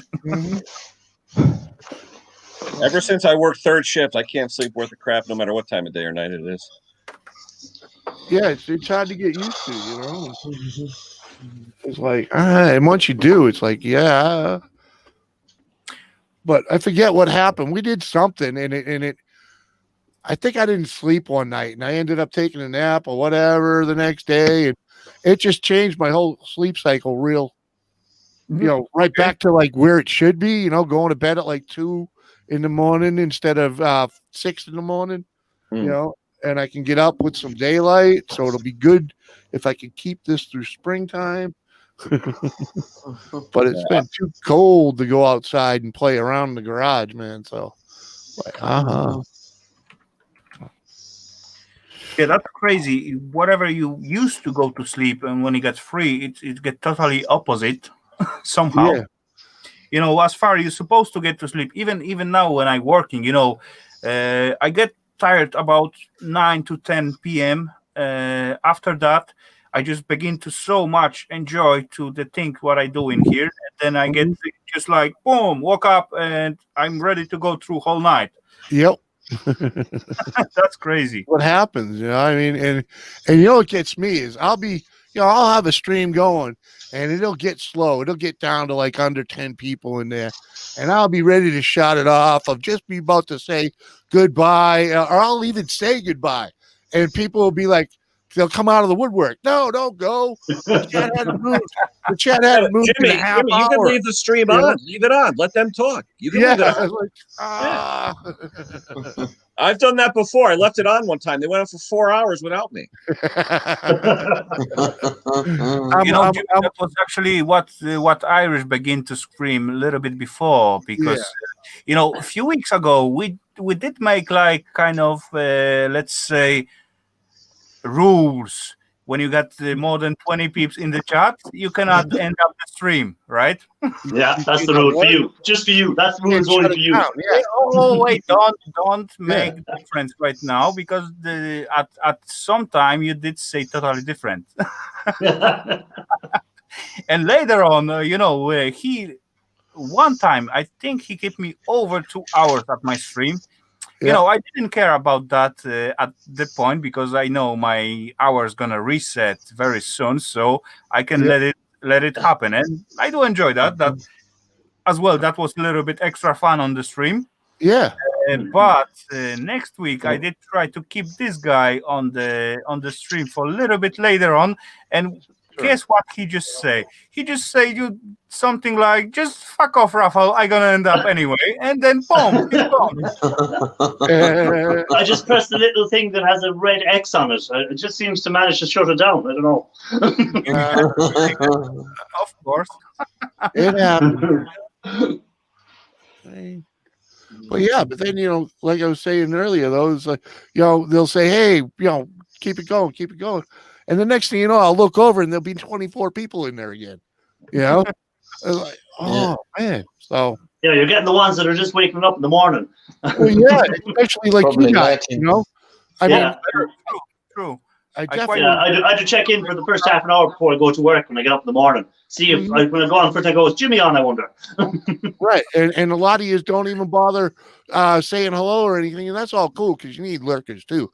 But it's like, oh my God, they're watching. So what the heck? They're still enjoying it, and it'll just be me and like one or two other people carrying on some mundane freaking conversation, and they're like, whatever. At least you didn't fall asleep on the panel. Yeah. Who's falling asleep on a panel? And just shut up. Don't even go there. Yeah. Someone down there, maybe. Irish. I have not fallen asleep. I've fallen asleep on someone else's panel once. I like that video that Ralph is showing. Yeah, that's me. It's my face on it. I fell asleep once or twice a year. Got my face on it. Snobby thing, Tim? Yeah, I've always had the camera off when I've fallen asleep, though. You should see the video WTF Mike put up. I've seen it. I was watching it today. Yeah. You see the video WTF Mike put up on me. What, was I nodding last night? Probably. I do trying to keep myself out of getting that up, because if I get into it, I saw know that. Who's going to be next? That's going to be my next. No, but the one Snobby did of Ally Mac Mechanical was priceless. That was brilliant. Yeah, that was absolutely brilliant last night. Crazy. Oh my God. Yeah, but as well, he does a good job as well at Ian's. Yeah. Oh, he did Tim, huh?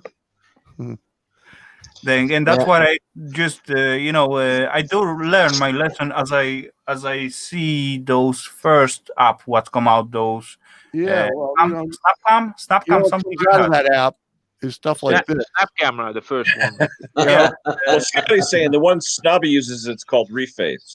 Yeah, I know. But before that, let's say one generation before, it was Snapcam. Then you put on yourself like filters. And this one is too crazy. And if I gonna get that, I gonna end up like WTF Mike. Yeah, I know where gonna pay the subscription and gonna use that all over. I sent Snobby and Dusty a picture of my wife, and he emailed me one back, but I can't bring myself to show my wife because she'll kill me. It's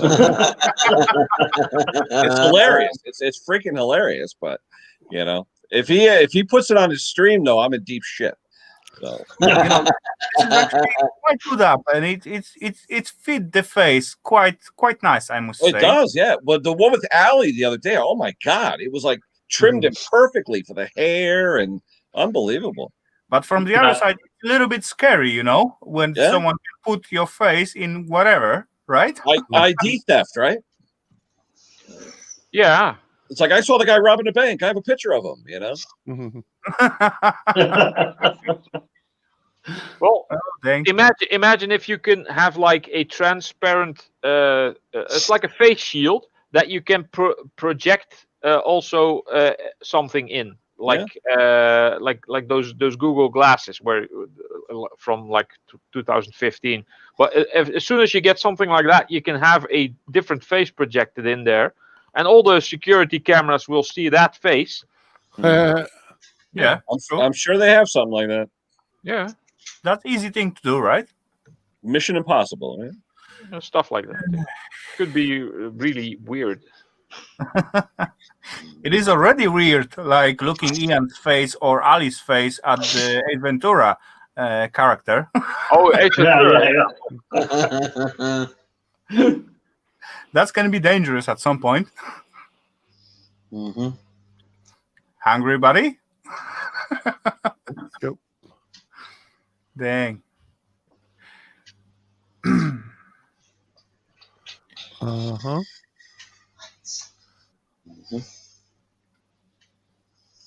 So not all at once. Boom. Oh, who dropped off? Scrapping Irish. Irish Oh, dropped off. Scotty. No, Scott. I mean, never mind. Irish. Yeah, it was Irish. License agreement? Really? What?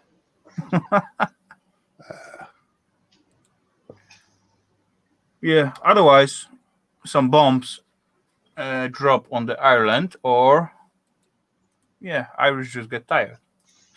Rowdy Roddy Piper. He died. Jimmy C. Yeah. Yeah. I remember him and the Hulkster. Yeah, him, Hulk Hogan. Yep. I like my wrestling. Oh, I used to years ago. I'm talking years ago. Oh my gosh. Yeah. Back WrestleMania 1, 1984, whatever it was. I remember that. WrestleMania 1 was 1985. 85, yeah. Yep. I remember that. You know what, Tim? I actually, at some point, stopped sitting next to my mother as she watching wrestling. See, I used to watch real wrestling when they had it on the UHF channels here back in the late 60s, early 70s. They had roller derby and then wrestling on Saturday. Oh crap! Never mind. That was old school. That's old. Remember Jimmy, the UHF channels? Oh, I do. Yeah. 56, 27. Yeah. And 38. That's all we had. We had 49 was the big one. Long Island. We only had 3 channels over here when I was a boy. Yeah, we had 2, 4, 5, and 8. Oh, yeah. We just had 4, 5, and 7 for the regular channels. Yeah, you had like CBS, NBC, and ABC. Yeah, that's it. Yeah. And But remember every Saturday morning, Jimmy, cartoons? We used to get up early to watch cartoons. Saturday morning, Saturday and Sunday. Earliest Sunday morning was Abbott and Costello and the Bowery Boys, and then there was always a horror movie on. Yeah, and you know, we were brought up Catholic, so we had to watch David and Goliath. Oh my God! Remember that? Okay, Davey. Yeah, geez. No, but he was on. That show was on right after Gumby with Gumby and Pokey. Yeah. Okay, in this case, you guys were lucky. All what I remember, I always got like 7 p.m., let's say half hour of cartoons every day. That's all. At night? 7 p.m., that was like 30 minutes of cartoon for the good night for the kids. Oh, wow. And all houses, you know, all kids would just step there, watch the cartoons, and then, you know, parents throw them to sleep, and they have fun then. Yeah, cartoons were Saturday mornings, and I think it was it after school they were on a little bit too. After school, a little, yeah, but after school you had like Lost in Space and I Love Lucy, Green Acres. Yeah, they're old stereos, Ralph. Yeah. Masters. I got a recent one, A slightly recent one. Yeah, that's like stuff. And I got that's an old one. The oldie. That's an old Van one. Halen. What the hell is that? Uh-huh. You know, Guns but N' Roses on the other side there. that's gonna be still the same stuff inside. Is that missing all, It's a bit broken. yeah, it's missing all kinds of Yeah. buttons too. I found this in a dumpster. I hope it wasn't next to somebody's ear when we did that. Yeah. Remake it. What is that, cassette, Ralph? Yeah, this is cassette and radio. Yeah. Yep. I still got cassettes from when I had my Monte Carlo Super Sport. Right. I have 2 cases of cassettes. Yep. I probably got a couple hundred of them, yeah. I still want to throw them out, but it's like I remember years ago when I bought my Monte, I bought a special stereo. It had like a fast forward with a search on it. So you could actually hit it and start the next song. And you're all excited. And then when CDs came out, it's like, what do you mean you can go song to song? Just like that. It was like 1980, around 84, 85. Yeah. You know, that was the same thing with the cassette, with those auto reverse, when you don't need to switch the side of the cassette to play the second. Oh, dang! that was Auto switch around, or what was that? What was that called? Yeah, switch directions. It had a dual head on it. Yeah. Well, I remember 1990, Tom Petty, in his album that came out in 1990, he actually has in the middle of the album, "We'll now take a break for those of us who have to flip over the record." And he goes, He goes, "Stay tuned for part 2." Now, part 2. I used to have a story cassette from Sesame Street when I was a little kid, and then Ernie and Bert were on, and then at some point, Bert was telling a story, and Ernie said, "Hold up, Bert, this side is almost full, and they have to turn the tape around. So let's listen until we hear the click sound, and then the tape gets turned around." And then everything goes quiet, and then it goes on for like a minute or 2 because it has to go to the end of the tape, and then you hear the button go click. You turn the tape around and put it back in, and then it's like a minute of silence again, and then are we back, Bert? Yeah, I think so. And they kind of do the recording. The story continues. It's pretty funny. My mother actually has a copy of me as an infant on reel-to-reel. Oh wow! And she has a reel-to-reel player, a TEAC, TEAC, TEAC, and it has a red modulation button on it that glows as the voice, gets louder. Yes. It's weird looking. It's like a weird orange glow. In the kitchen. Yeah. You know, I always get crazy when I'm trying to record some songs from the radio, and those speakers just cut in on the beginning or at the end. That's why they do it, so you don't. Yeah, they stop talking after about the 4th word. Trying to make a mixtape. You got to make a mixtape to send you a girl. Did that. Hey, I remember recording cassette tape of AM radio music years ago. Oh, geez. Well, that's all we had. We didn't have the FM. It was AM radio, WNBC. Right. Used to record the charts every Sunday on cassette. Well, we had Casey Kasem, the top Casey 100 or whatever. Yeah, right. Did you know he done the voice to Scooby Doo? Scooby Doo. Yep. My mother didn't miss a show of that. When I first saw who he was and what he looked like, I was like, "Get out of here!"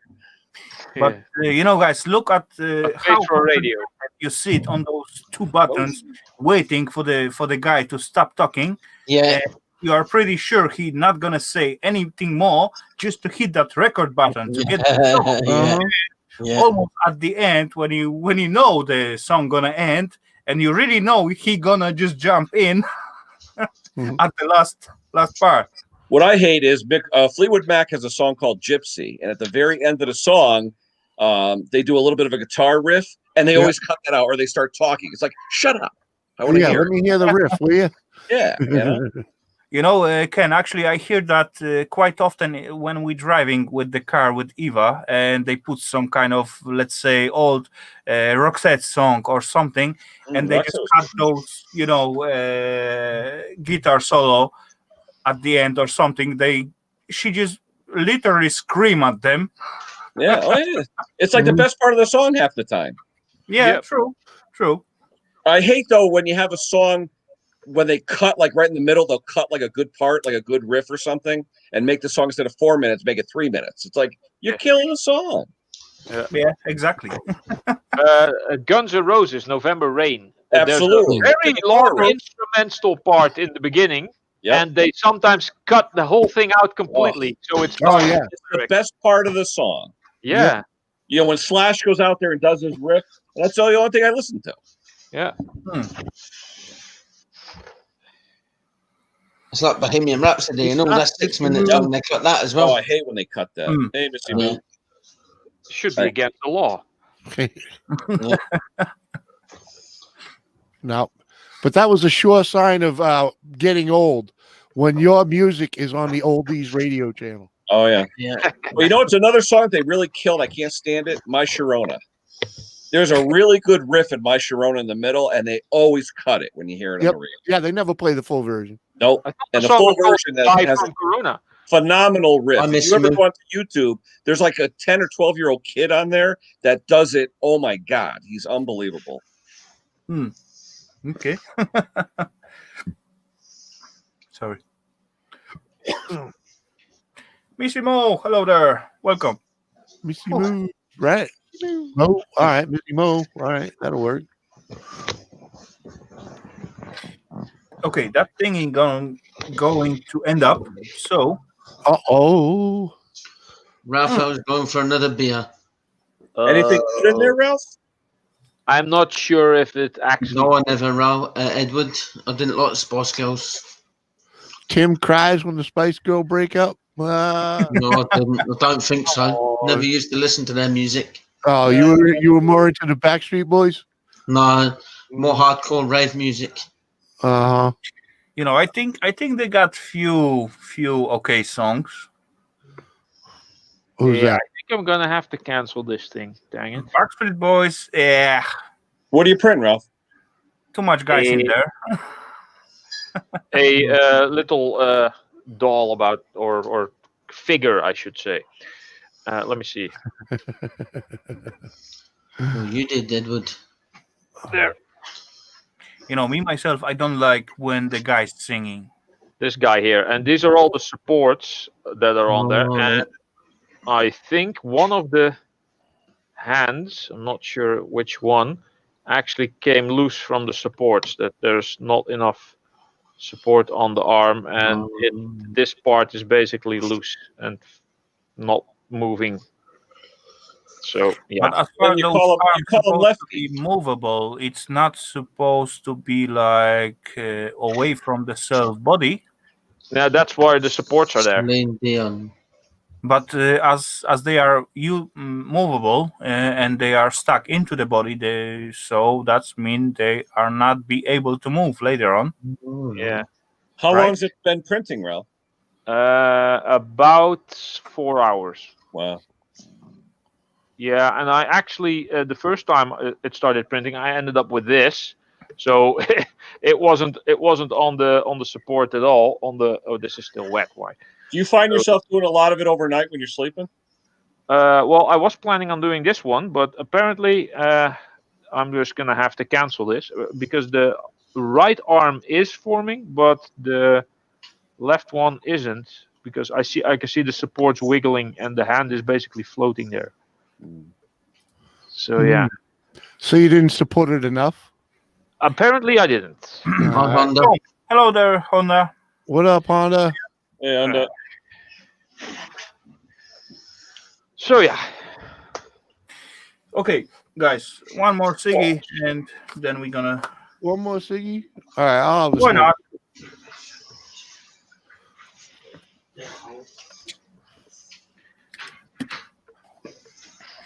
We already find out the Ralph's project didn't work out so well, so Right. well. I'll make the supports bigger and stronger and more, and maybe I'll make the character bigger if I'm gonna leave it overnight anyway. You know, Ralph, instead of making those tiny thin lines, maybe you're supposed to make like a side strip. Yeah, You know, like full more thing. supports on the What side. you can Yeah. connect cut it to away the later side on. and cut it off later. Well, I how about you just because that hand hangs off to the side? Why don't you just build it right up to the hand and go Well, from there? the problem is it prints upside down basically, so it starts Oh. with the feet and Oh. it puts the bottom layer first, and when someone has the hands like this, it can't make a floating island You have to connect So, so you have to have those supports on there. But apparently I didn't put enough on there. And you don't want to waste material either. No. But those tiny, instead of tiny lines, what holding the thingy, make one stripe, fully stripe around the self, thin thingy around the self character. Well, I'm figure. holding a cane in each hand. That's all. Yeah. Yeah, kind of like that. See, the hand there is. Hold on, let me see if I can get this not to make it not too bright. The hand on the left. Oh yeah, you can see it. It's dangling lower. There you go. Yeah. The one on the right is okay, but the one on the left doesn't have enough supports apparently, or they didn't stick for some weird reason. Yeah, but all what I mean, instead of all those tiny lines, make one tiny sheet piece around it. Yeah, well, on the bottom there is a platform where it's on, but yeah. That's what I was saying. Build it up from the platform down. Anyway, more playing for you, buddy. Yeah, I just used the auto support feature in the program, and I added a couple myself. Bloody hell. Just have to make more, apparently. One day you can keep it, because I've had enough of snow. Well, now you know exactly where it needs. Yeah, true. And Okay, when I go Irish, you will be gone in let's say half hour. Yeah.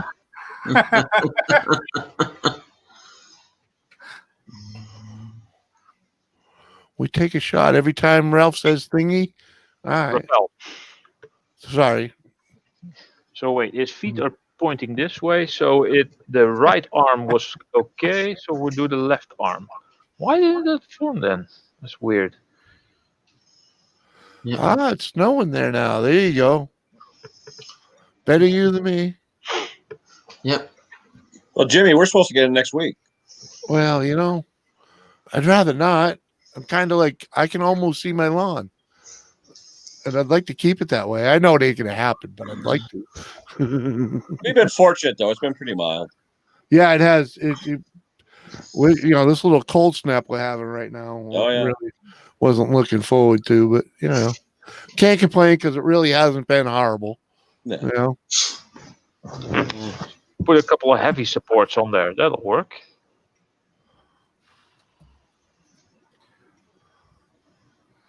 Solars, we can make some kind of competition or let's not call that competition, or just having fun with the vodka. Why not? If you're saying vodka, then I say we do kamikazes. I don't drink vodka.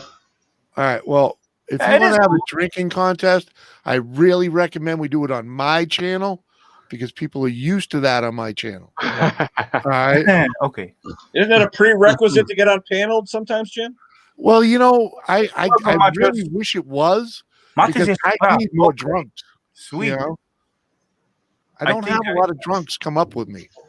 I think I'm gonna check him out like tomorrow because now it's too late to put the loud music. Actually, I get messaged and Matt is still going on. Matt is the guy. It's one of the DJ, and he used to stream at Saturday. Hey, Maceo. Just play some sets. It's called DJ Mattis. Yeah, he's awesome guy, I must say. What language is that by chance? Polish. It's Polish. Yeah. Ah, okay. It means like he's still going on. He's still playing. Yeah. Yeah. Well, I just did the Google Translate, but yeah, it doesn't tell me what language it was. Oh, weird. It should say. Yeah, because it's actually nothing. To find out what language it is. It is just name of the guy, and he's still going. That's all. Yeah.